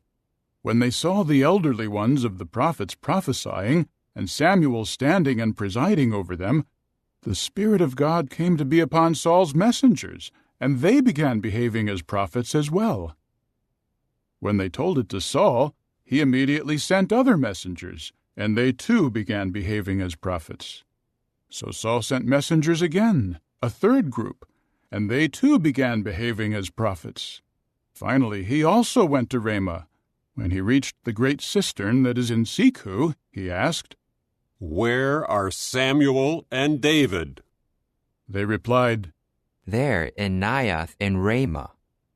While Saul was on his way from there to Naioth in Ramah, the Spirit of God came upon him as well, and he walked along behaving as a prophet until he came into Naioth in Ramah. He also stripped off his garments, and he too behaved as a prophet before Samuel, and he lay there naked all that day and all that night. That is why they say, "Is Saul also among the prophets?" Chapter 20. Then David ran away from Naioth in Ramah. However, he came to Jonathan and said, "What have I done? What is my offense? And how have I sinned against your father for him to seek my life?" At this Jonathan said to him, "It is unthinkable. You will not die. Look, my father will not do anything, great or small, without disclosing it to me. Why should my father hide this matter from me? This will not happen." But David swore further and said, "Your father surely knows that I have found favor in your eyes, and would say, 'Do not let Jonathan know this, or he will be upset.' But as surely as Jehovah is living, and as surely as you are living, there is only a step between me and death." Then Jonathan said to David, "Whatever you say, I will do for you." David said to Jonathan, "Tomorrow is the new moon, and I am certainly expected to sit with the king to eat. You must send me away, and I will hide in the field until the evening on the third day.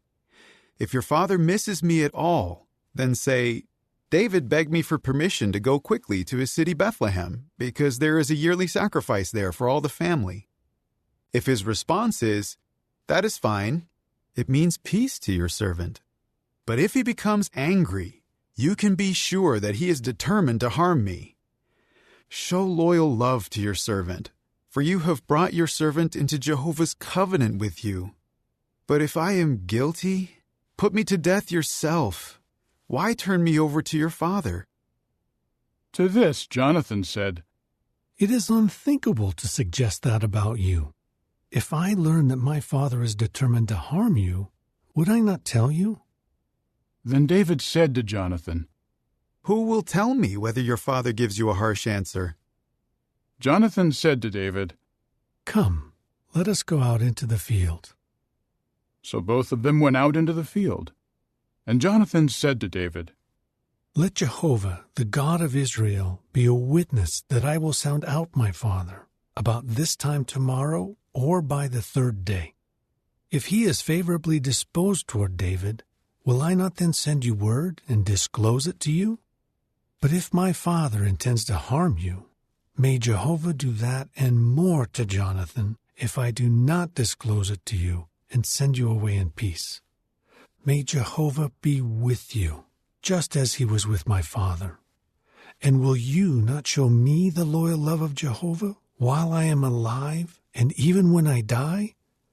Never withdraw your loyal love from my household, even when Jehovah wipes out all the enemies of David from the face of the earth." So Jonathan made a covenant with the house of David, saying, "Jehovah will require it and call David's enemies to account." So Jonathan had David swear again by his love for him, for he loved him as he loved himself. Jonathan then said to him, "Tomorrow is the new moon, and you will be missed, for your seat will be vacant. By the third day you will be missed even more, and you must go to the place where you hid the other day, and stay near the stone here. I will then shoot 3 arrows to one side of it, as though I were shooting at a target. When I send the attendant, I will say, 'Go, find the arrows.' If I say to the attendant, 'Look, the arrows are on this side of you, get them,' then you may come back, for as surely as Jehovah is living, it means everything is peaceful for you, and there is no danger. But if I should say to the boy, 'Look, the arrows are beyond you,' then go, for Jehovah has sent you away. As for the promise that we have made, you and I, may Jehovah be between us forever." So David hid in the field. When the new moon came, the king took his seat at the meal to eat. The king was sitting in his usual seat by the wall. Jonathan was facing him, and Abner was sitting at Saul's side, but David's place was vacant.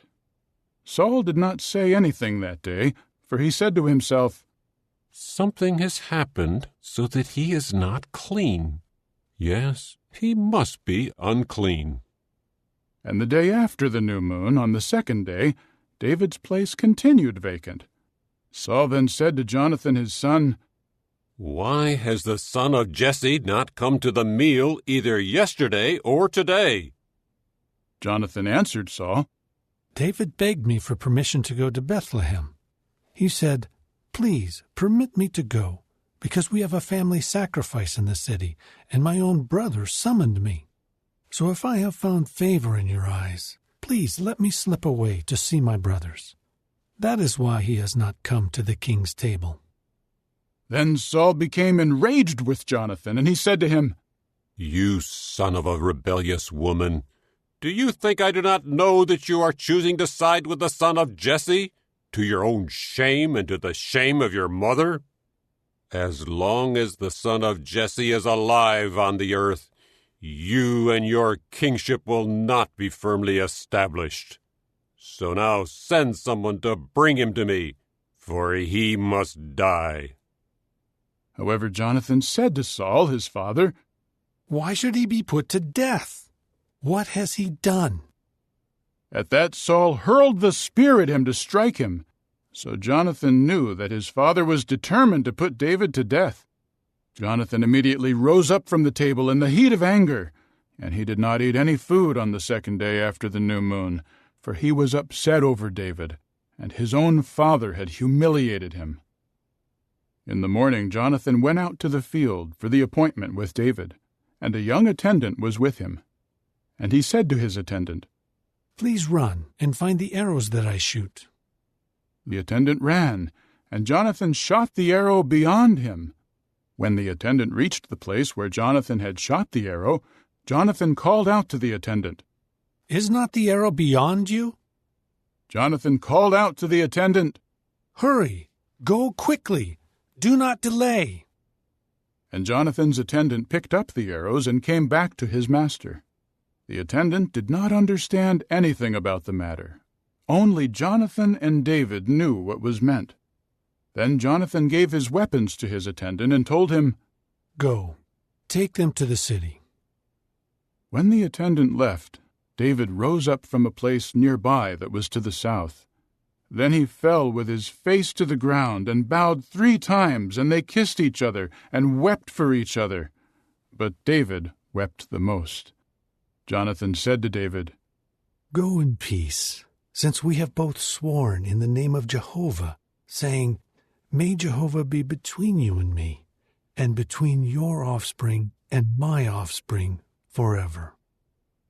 Then David rose up and left, and Jonathan went back to the city. Chapter 21. David later came to Nob, to Ahimelech the priest.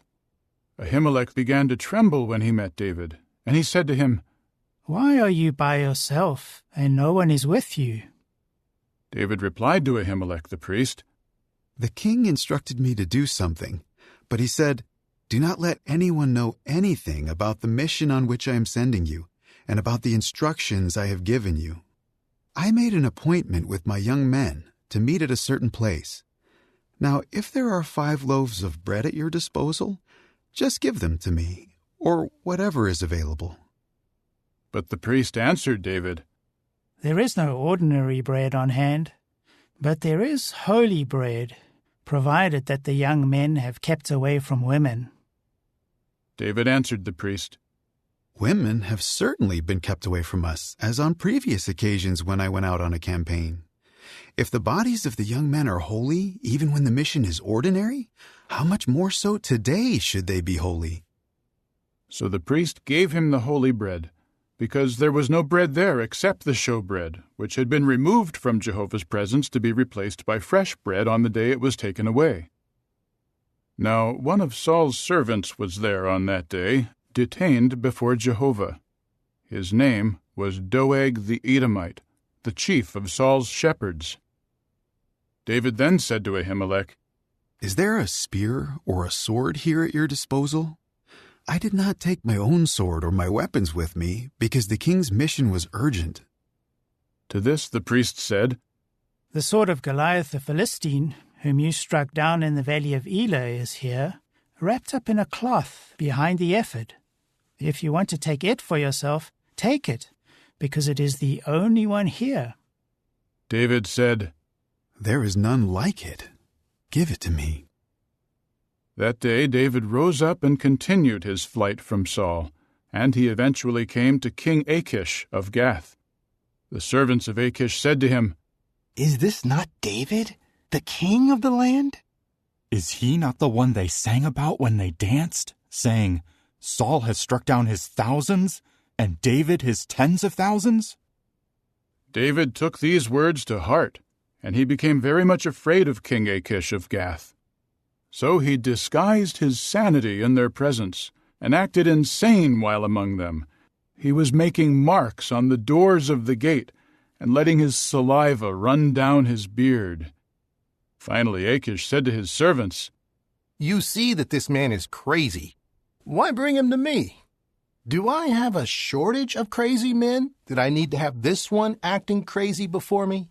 Should this man enter my house?" Chapter 22. So David went from there, escaping to the cave of Adullam, When his brothers and his father's entire house heard of it, they went down there to him. And all those who were in trouble and in debt, and who had a grievance, gathered to him, and he became their chief. There were about 400 men with him. David later went from there to Mizpah in Moab, and said to the king of Moab, "Please let my father and mother stay with you until I know what God will do for me." So he left them with the king of Moab, and they stayed with him the whole time that David was in the stronghold. In time, Gad the prophet said to David, "Do not stay in the stronghold. Go from there into the land of Judah." So David left and went into the forest of Hereth.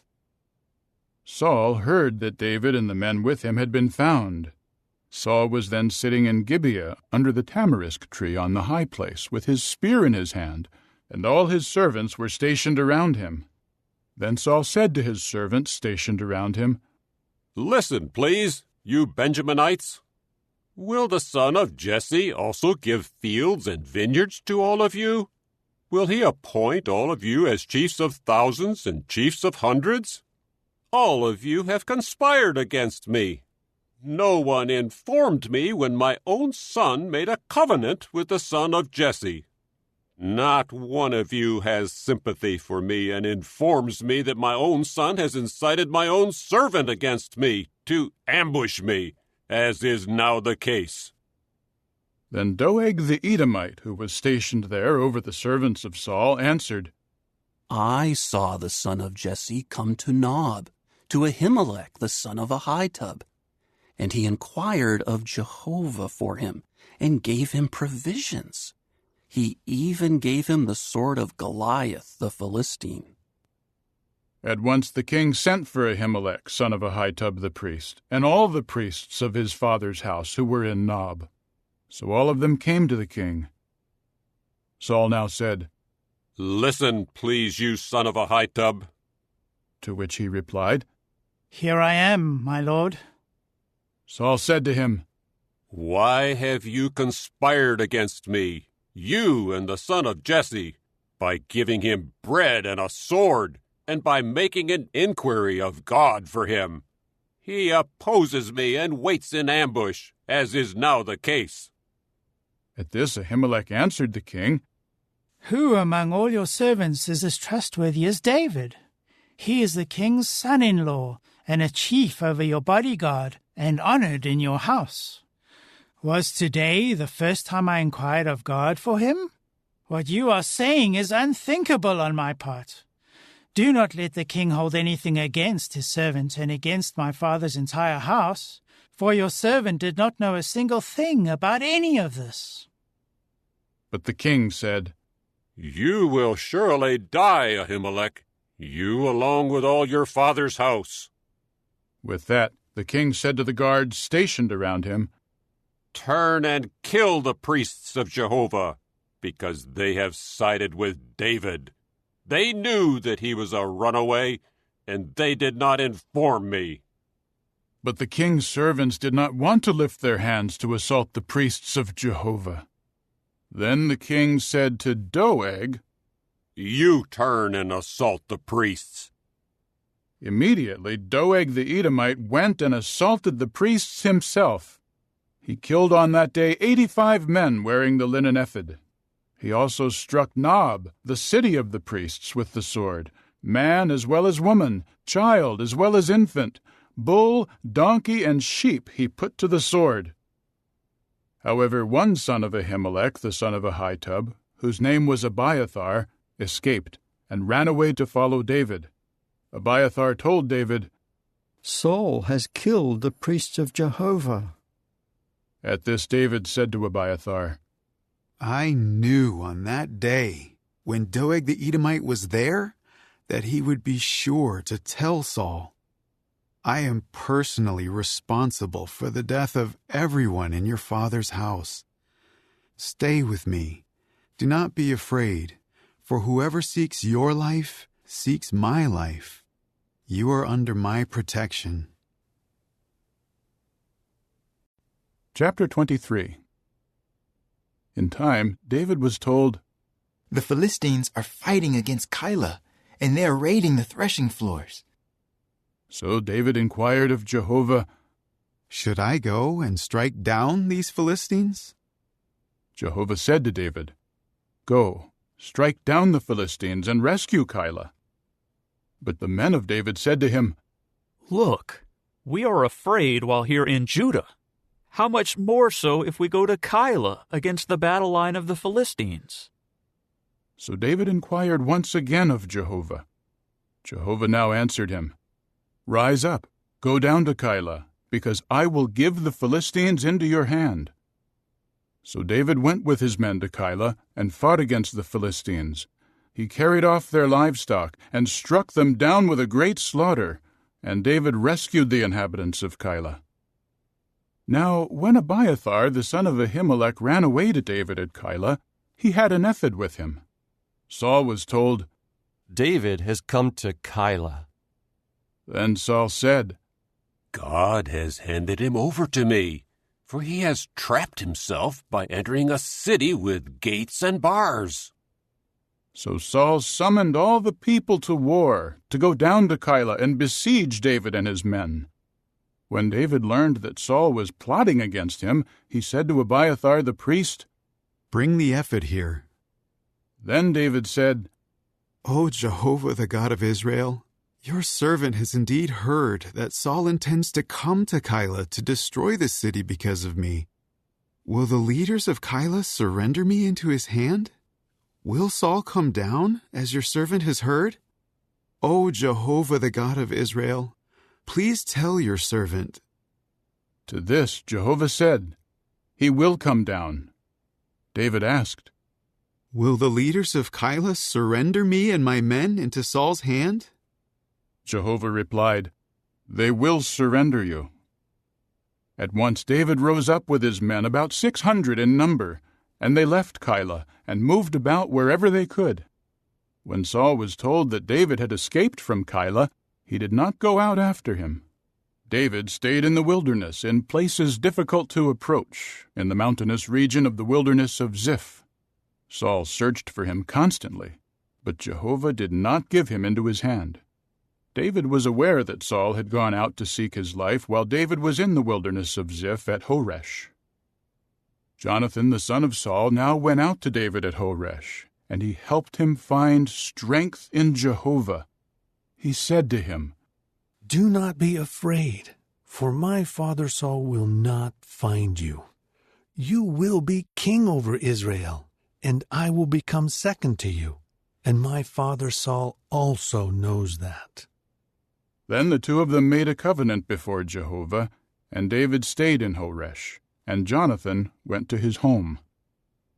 The men of Ziph later went up to Saul at Gibeah and said, "Is not David hiding near us in the places difficult to approach at Horesh, on the hill of Hakilah, which is south of Jeshimon?"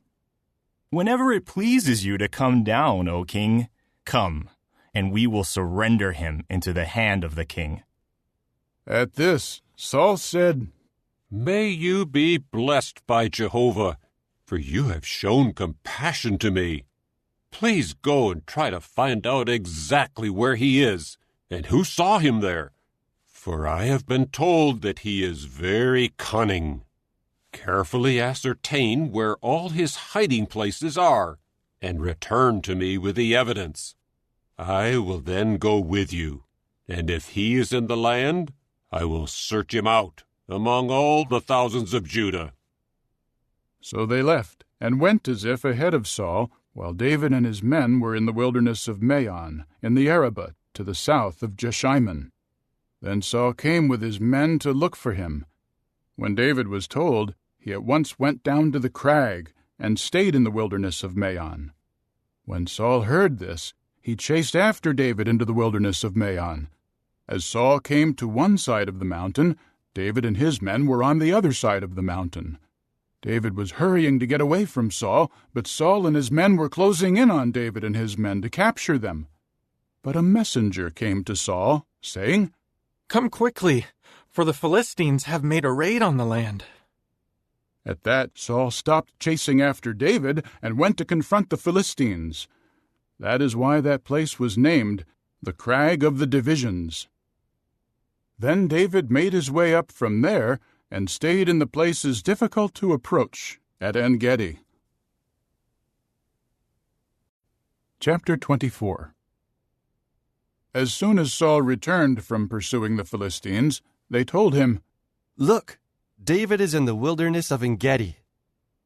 So Saul took 3,000 men chosen from all Israel and went to look for David and his men on the rocky cliffs of the mountain goats.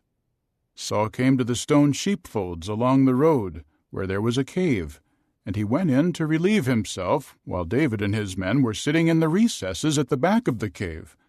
David's men said to him, "This is the day on which Jehovah is saying to you, 'Look, I am giving your enemy into your hand, and you can do to him whatever seems good to you.'" So David rose up and quietly cut off the edge of Saul's sleeveless coat. But afterward, David's heart kept striking him because he had cut off the edge of Saul's sleeveless coat. He said to his men, "It is unthinkable from Jehovah's standpoint that I should do such a thing to my Lord, the anointed of Jehovah, by lifting my hand against him, for he is the anointed of Jehovah." So David restrained his men with these words, and he did not allow them to attack Saul. As for Saul, he rose up from the cave and went on his way. Then David got up and went out from the cave, and called out after Saul, "My lord, the king!" When Saul looked behind him, David bowed down low, with his face to the ground, and prostrated himself. David said to Saul, "Why do you listen to the words of men who say, 'Look, David is seeking to harm you'? This very day your own eyes have seen how Jehovah gave you into my hand in the cave. But when someone said to kill you, I had pity on you, and said, 'I will not lift my hand against my Lord, for he is the anointed of Jehovah.' And look, my father, yes, see the edge of your sleeveless coat in my hand. For when I cut off the edge of your sleeveless coat, I did not kill you. You can now see and understand that I do not intend to harm you or to rebel, and I have not sinned against you, whereas you are hunting me down to take my life. May Jehovah judge between you and me, and may Jehovah take vengeance on you for me, but my hand will not come against you. Just as the ancient proverb says, 'From the wicked comes wickedness, but my hand will not come against you.' After whom has the king of Israel gone out? Whom are you chasing? A dead dog? A single flea? May Jehovah be the judge, and he will judge between you and me, and he will see and will plead my case and judge me and rescue me from your hand." At the moment that David finished speaking these words to him, Saul said, "Is this your voice, my son David?" And Saul began to weep loudly.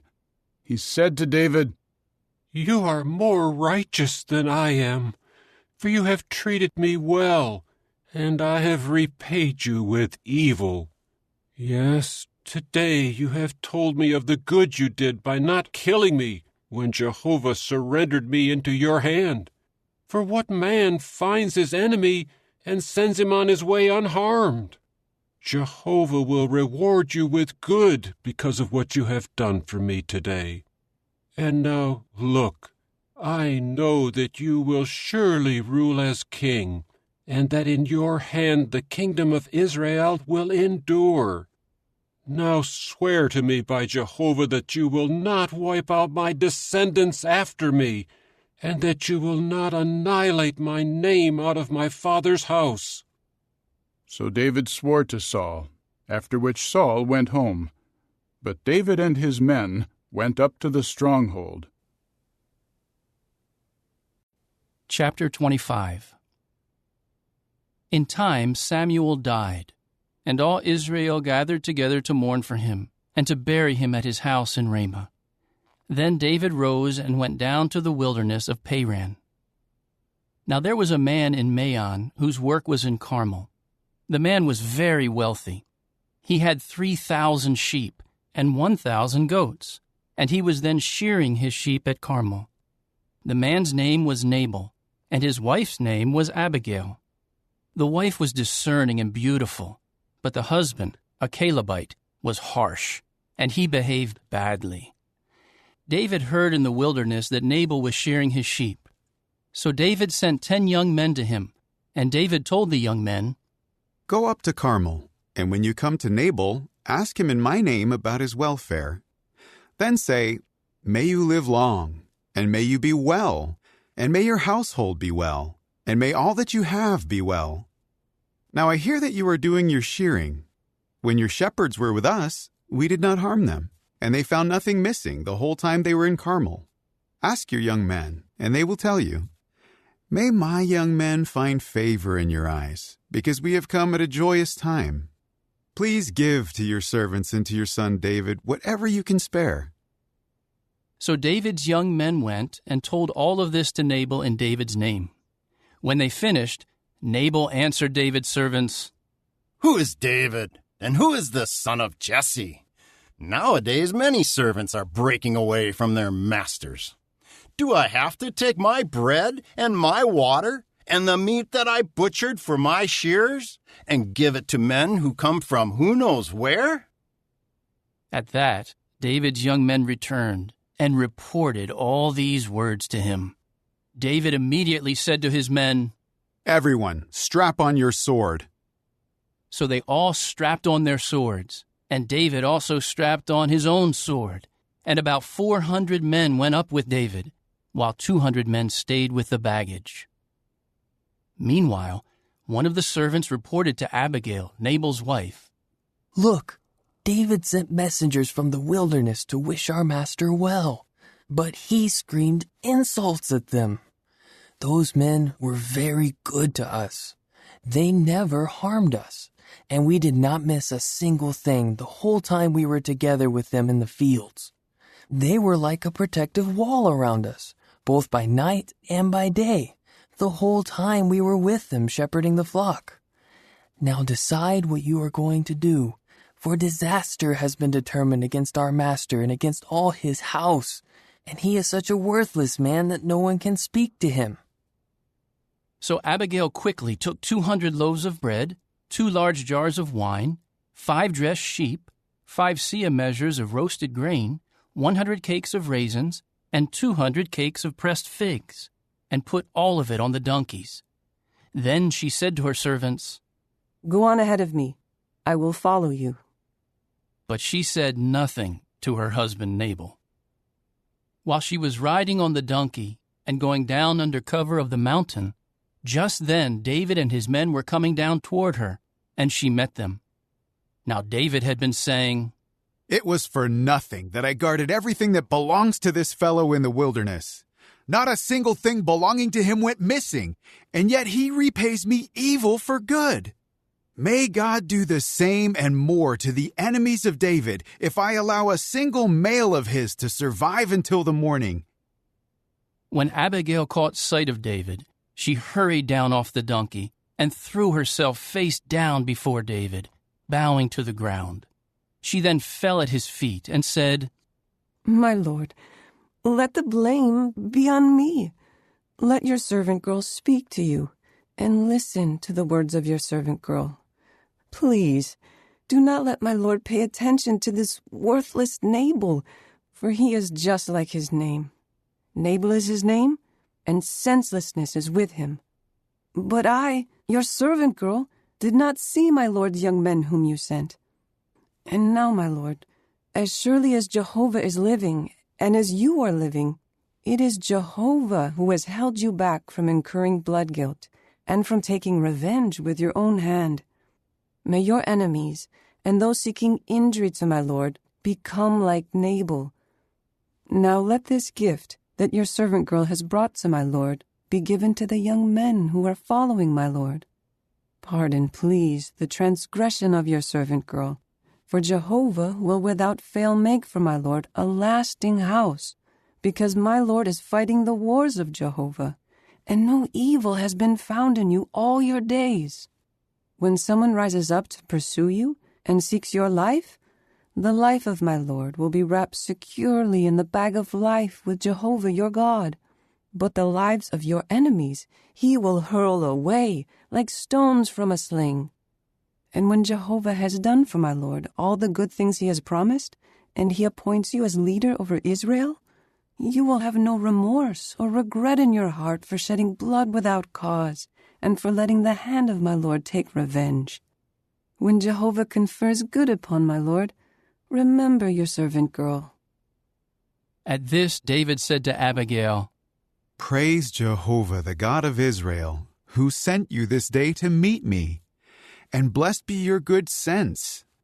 May you be blessed for restraining me this day from incurring blood guilt and from taking revenge with my own hands.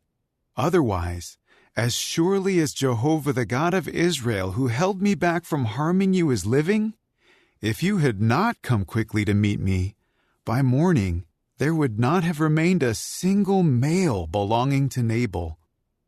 With that, David accepted from her what she had brought him, and said to her, "Go up in peace to your house. See, I have listened to you, and I will grant your request." Abigail later went back to Nabal, who was feasting like a king in his house, and Nabal was in a good mood and was as drunk as could be. She did not tell him a single thing until the morning light. In the morning, when Nabal was sober, his wife told him these things. And his heart became like a dead man's, and he lay paralyzed like a stone. About 10 days later, Jehovah struck Nabal, and he died.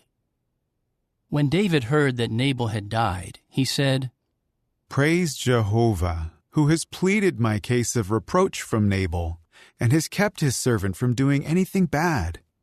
And Jehovah has brought the badness of Nabal back on his own head."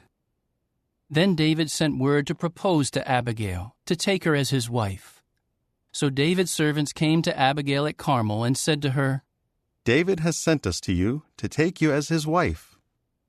She immediately rose up and bowed with her face to the ground and said, "Here is your slave, as a servant to wash the feet of the servants of my lord." Then Abigail quickly rose up and rode on her donkey with 5 of her female servants walking behind her. She accompanied the messengers of David and became his wife. David had also married Ahinoam from Jezreel, and both women became his wives. But Saul had given his daughter Michal, David's wife, to Paltai, the son of Laish, who was from Galim. Chapter 26. In time the men of Ziph came to Saul at Gibeah, saying, "Is David not hiding on the hill of Hachilah, facing Jeshimon?" So Saul rose up and went down to the wilderness of Ziph with 3,000 chosen men of Israel to look for David in the wilderness of Ziph. Saul camped on the hill of Hachilah, which faces Jeshimon by the road. David was then living in the wilderness, and he learned that Saul had come into the wilderness after him. So David sent spies to verify that Saul had indeed come. David later went to the place where Saul had encamped, and David saw the place where Saul and Abner the son of Ner, the chief of his army, were lying asleep.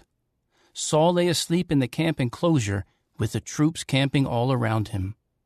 Then David said to Ahimelech the Hittite and Abishai the son of Zeruiah, the brother of Joab, "Who will go down with me into the camp to Saul?" Abishai replied, "I will go down with you." So David and Abishai made their way to the troops by night, and they found Saul lying asleep in the camp enclosure, with his spear stuck into the ground next to his head. Abner and the troops were lying all around him. Abishai now said to David, "Today God has surrendered your enemy into your hand. And now, please, let me pin him to the ground with the spear just once, and I will not need to do it twice." However, David said to Abishai, "Do not harm him, for who can lift his hand against the anointed of Jehovah and remain innocent?" David continued, "As surely as Jehovah is living, Jehovah himself will strike him down, or his day will come and he will die, or he will go down into battle and perish. It is unthinkable from Jehovah's standpoint for me to lift my hand against the anointed of Jehovah. So now take, please, the spear next to his head and the water jug, and let us be on our way." So David took the spear and the water jug from next to Saul's head, and they went away. No one saw or noticed them or woke up, for they were all asleep, because a deep sleep from Jehovah had fallen upon them. Then David crossed to the other side and stood on the top of the mountain some distance away, with a considerable space between them. David called out to the troops and to Abner the son of Ner, saying, "Abner, will you not answer?" Abner answered, "Who are you who calls to the king?" David said to Abner, "Are you not a man? And who is like you in Israel? So why did you not keep watch over your lord the king? For one of the soldiers came in to do away with your lord the king. What you have done is not good. As surely as Jehovah is living, you deserve to die, because you have not kept watch over your Lord, the anointed of Jehovah. Now look around. Where are the king's spear and the water jug that were next to his head?" Then Saul recognized the voice of David and said, "Is this your voice, my son David?" David replied, "It is my voice, my lord the king." He added, "Why is my lord chasing after his servant? For what have I done? And what am I guilty of? My lord the king, please, listen to the words of his servant. If it is Jehovah who incited you against me, let him accept my grain offering. But if men have incited you, they are cursed before Jehovah, because they have driven me away today from being united with Jehovah's inheritance, saying, 'Go, serve other gods.' And now do not let my blood fall to the ground away from the presence of Jehovah. For the king of Israel has gone out to look for a single flea, as if he were chasing a partridge on the mountains." In turn, Saul said, "I have sinned. Come back, my son David, for I will do you no more harm, because you regarded my life as precious this day. Yes, I have acted foolishly and have made a terrible mistake." David answered, "Here is the spear of the king. Let one of the young men come over and take it. It is Jehovah who will repay each one for his own righteousness and his own faithfulness. For today Jehovah gave you into my hand, but I was unwilling to lift my hand against the anointed of Jehovah. Look, just as your life was precious to me this day, so may my life be precious in the eyes of Jehovah, and may he rescue me out of all distress." Saul replied to David, "May you be blessed, my son David. You will surely do great things, and you will surely prevail." Then David went on his way, and Saul returned to his place. Chapter 27. However, David said in his heart, "One day I will perish by Saul's hand. The best thing for me is to escape to the land of the Philistines. Then Saul will give up looking for me in all the territory of Israel, and I will escape from his hand." So David rose up with the 600 men who were with him, and went over to Achish the son of Maoch, the king of Gath. David stayed with Achish in Gath, he and his men, each man with his household. With David were his 2 wives, Ahinoam of Jezreel and Abigail the Carmelite, Nabal's widow. When report was made to Saul that David had run away to Gath, he stopped searching for him. Then David said to Achish, "If I have found favor in your eyes, let them give me a place in one of the cities of the countryside, so that I may live there. Why should your servant live in the royal city with you?" So Achish gave him Ziklag on that day. That is why Ziklag belongs to the kings of Judah down to this day. The length of time that David lived in the countryside of the Philistines was 1 year and 4 months. David would go up with his men to raid the Geshurites, the Girzites, and the Amalekites, for they were inhabiting the land that extended from Telam as far as Shur, and down to the land of Egypt. When David would attack the land, He preserved neither man nor woman alive, but he took the flocks, herds, donkeys, camels, and clothing, after which he would return to Achish. Then Achish would ask, "Where did you make a raid today?" David would reply, "Against the south of Judah," or "Against the south of the Jerahmeelites," or "Against the south of the Kenites." David did not spare alive any man or woman to be brought to Gath, saying, "That they may not tell them about us and say, 'This is what David did.'" And that was his practice the whole time he lived in the countryside of the Philistines. So Achish believed David, saying to himself, "He has certainly become a stench among his people Israel, so he will always be my servant." Chapter 28. In those days the Philistines assembled their armies for war against Israel. So Achish said to David, "You know, of course, that you and your men will go out into battle with me." At that David said to Achish, "You surely know what your servant will do."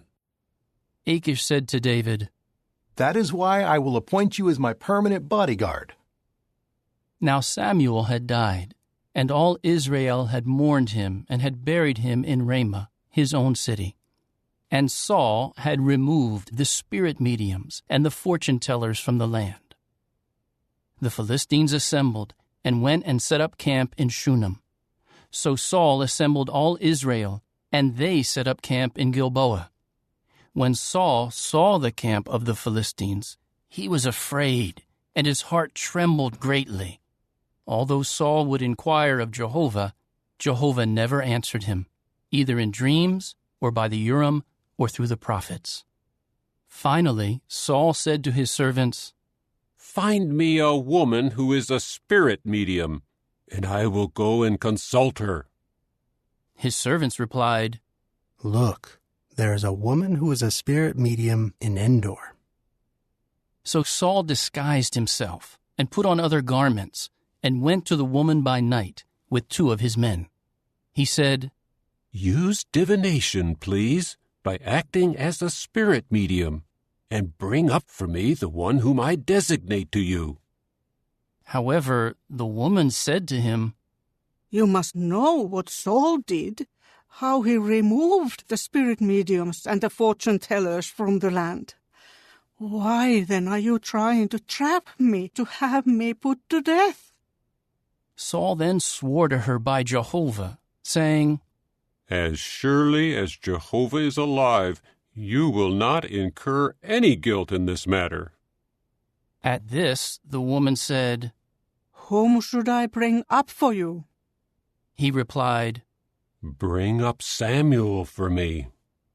When the woman saw Samuel, she cried out at the top of her voice and said to Saul, "Why did you trick me? You are Saul." The king said to her, "Do not be afraid. But what do you see?" The woman replied to Saul, "I see one like a god coming up out of the earth." At once he asked her, "What does he look like?" To which she said, "It is an old man coming up, and he is clothed in a sleeveless coat." At that, Saul realized that it was Samuel, and he bowed low with his face to the ground and prostrated himself. Then Samuel said to Saul, "Why have you disturbed me by having me brought up?" Saul replied, "I am in great trouble. The Philistines are fighting against me, and God has departed from me and no longer answers me, either through the prophets or in dreams. So that is why I am calling on you to let me know what I should do." And Samuel said, "Why do you inquire of me, now that Jehovah has departed from you and has become your adversary? Jehovah will do for himself what he foretold through me. Jehovah will rip the kingdom out of your hands and give it to one of your fellow men, David. Because you did not obey the voice of Jehovah, and you did not execute his burning anger against the Amalekites, that is why Jehovah is doing this to you this day. Jehovah will also give both Israel and you into the hand of the Philistines, and tomorrow you and your sons will be with me. Jehovah will also give the army of Israel into the hands of the Philistines." At once Saul fell full length on the ground and became very much afraid because of Samuel's words. And there was no strength left in him, because he had not eaten food all day and all night. When the woman came to Saul and saw that he had been greatly disturbed, she said to him, "Here your servant has obeyed what you said, and I risked my life and did what you told me to do. Now please, listen to what your servant has to say. Let me set before you a piece of bread, then eat, so that you will have some strength to go on your way." But he refused and said, "I am not going to eat." However, his servants and also the woman kept urging him. Finally, he listened to them and got up from the ground and sat on the bed. The woman had a fattened calf in the house, so she quickly slaughtered it and took flour and kneaded dough and baked it into unleavened bread. She served them to Saul and his servants, and they ate. After that, they rose up and left during the night. Chapter 29. The Philistines assembled all their armies at Aphek, while the Israelites were camping by the spring in Jezreel. And the lords of the Philistines were passing by with their hundreds and their thousands, and David and his men were marching at the rear with Achish.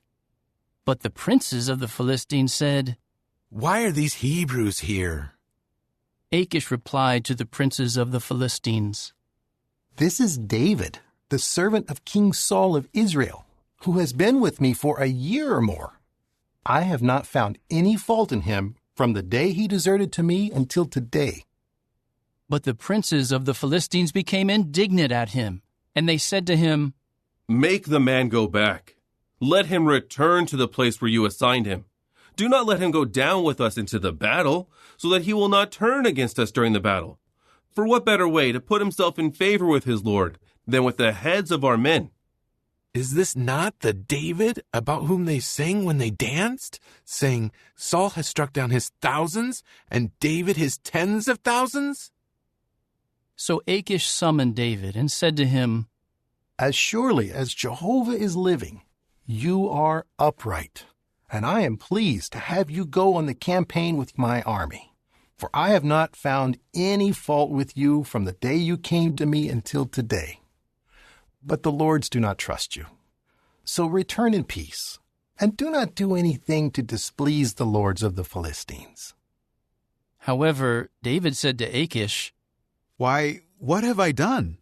What fault have you found in your servant from the day that I came to you until today? Why should I not come with you and fight against the enemies of my lord the king?" Achish answered David, "From my standpoint, you have been as good as an angel of God. But the princes of the Philistines have said, 'Do not let him go up with us into the battle.' Now get up early in the morning with the servants of your Lord who came with you. Rise up and leave early in the morning, as soon as it is light." So David and his men rose up early in the morning to return to the land of the Philistines, and the Philistines went up to Jezreel. Chapter 30. When David and his men came to Ziklag on the third day, the Amalekites had made a raid on the south and on Ziklag, and they had attacked Ziklag and burned it with fire. They had taken captive the women and all who were in it, from the smallest to the greatest. They had not killed anyone, but they had carried them off and gone on their way. When David and his men came to the city, they found it burned down, and their wives and their sons and their daughters had been carried off captive. So David and the men with him began weeping loudly until they had no strength left to weep.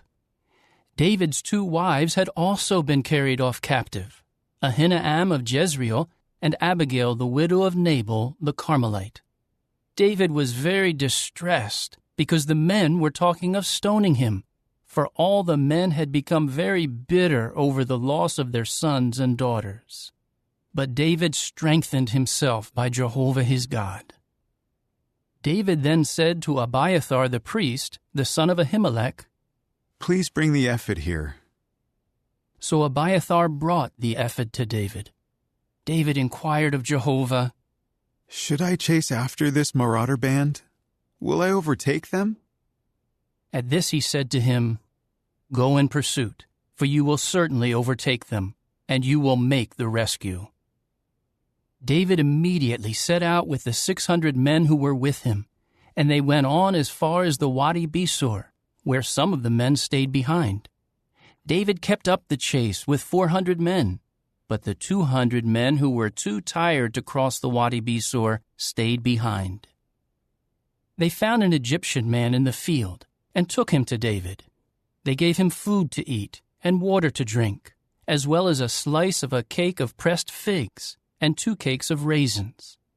After he ate, he regained his strength, for he had not eaten any food or drunk any water for 3 days and 3 nights. David now asked him, "To whom do you belong, and where are you from?"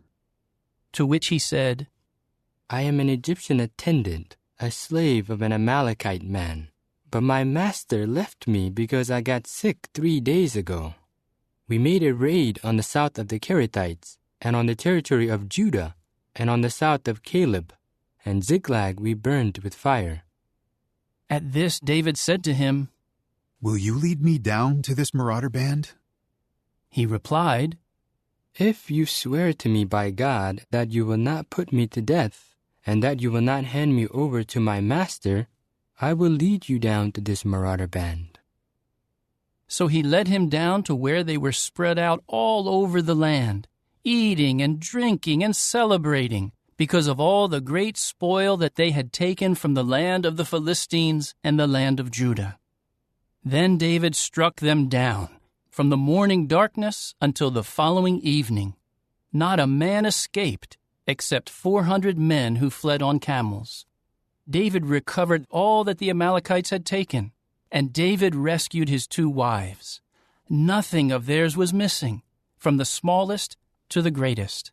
They recovered their sons and daughters and the spoil. David recovered everything that they had taken. So David took all the flocks and the herds, which they drove before their own livestock. They said, "This is David's spoil." Then David came to the 200 men who had been too tired to go along with David, and who had stayed behind by the Wadi Besor, and they came out to meet David and the people with him. When David came near to the men, he asked them how they were. However, every bad and worthless man among those who had gone with David said, "Since they did not go with us, we will not give them any of the spoil that we recovered, except that each one may take his wife and his sons and go away." But David said, "You must not do this, my brothers, with what Jehovah has given us. He protected us and gave into our hand the marauder band that came against us. Who would agree with you on this? The share of the one who went down into the battle will be the same as the share of the one who sat by the baggage. All will have a share together." And from that day forward, he kept it set as a regulation and a rule for Israel down to this day. When David returned to Ziklag, he sent some of the spoil to the elders of Judah who were his friends, saying, "Here is a gift for you from the spoil of Jehovah's enemies." He sent it to those who were in Bethel, to those in Ramoth of the Negeb, to those in Jattir, to those in Aroer, to those in Siphmoth, to those in Eshtemoa, to those in Rachal, to those in the cities of the Jerahmeelites, to those in the cities of the Kenites, to those in Hormah, to those in Boreshan, to those in Athak, to those in Hebron, and to all the places that David and his men had frequented. Chapter 31. Now the Philistines were fighting against Israel. And the men of Israel fled from before the Philistines, and many fell slain on Mount Gilboa. The Philistines kept in close range of Saul and his sons, and the Philistines struck down Jonathan, Abinadab, and Malchishua, Saul's sons. The fighting grew fierce against Saul, and the archers found him, and he was severely wounded by the archers. Then Saul said to his armor-bearer, "Draw your sword and run me through with it, so that these uncircumcised men may not come and run me through and deal ruthlessly with me." But his armor-bearer was unwilling, because he was very much afraid. So Saul took the sword and fell on it. When his armor-bearer saw that Saul was dead, he too fell on his own sword and died with him. Thus Saul, his 3 sons, his armor-bearer, and all his men died together on that day. When the people of Israel who were in the region of the valley and in the region of the Jordan saw that the men of Israel had fled, and that Saul and his sons had died, they began to abandon the cities and flee. The Philistines then came and occupied them. The next day, when the Philistines came to strip the slain, they found Saul and his 3 sons fallen on Mount Gilboa. So they cut off his head and stripped off his armor, and sent word throughout the land of the Philistines to spread the news in the houses of their idols and among the people. Then they put his armor in the house of the Ashtoreth images, and fastened his corpse to the wall of Bethshan. When the inhabitants of Jabesh-Gilead heard what the Philistines had done to Saul, all the warriors rose and traveled all night, and took the bodies of Saul and his sons off the wall of Bethshan. They returned to Jabesh and burned them there. Then they took their bones and buried them under the tamarisk tree in Jabesh, and they fasted for 7 days.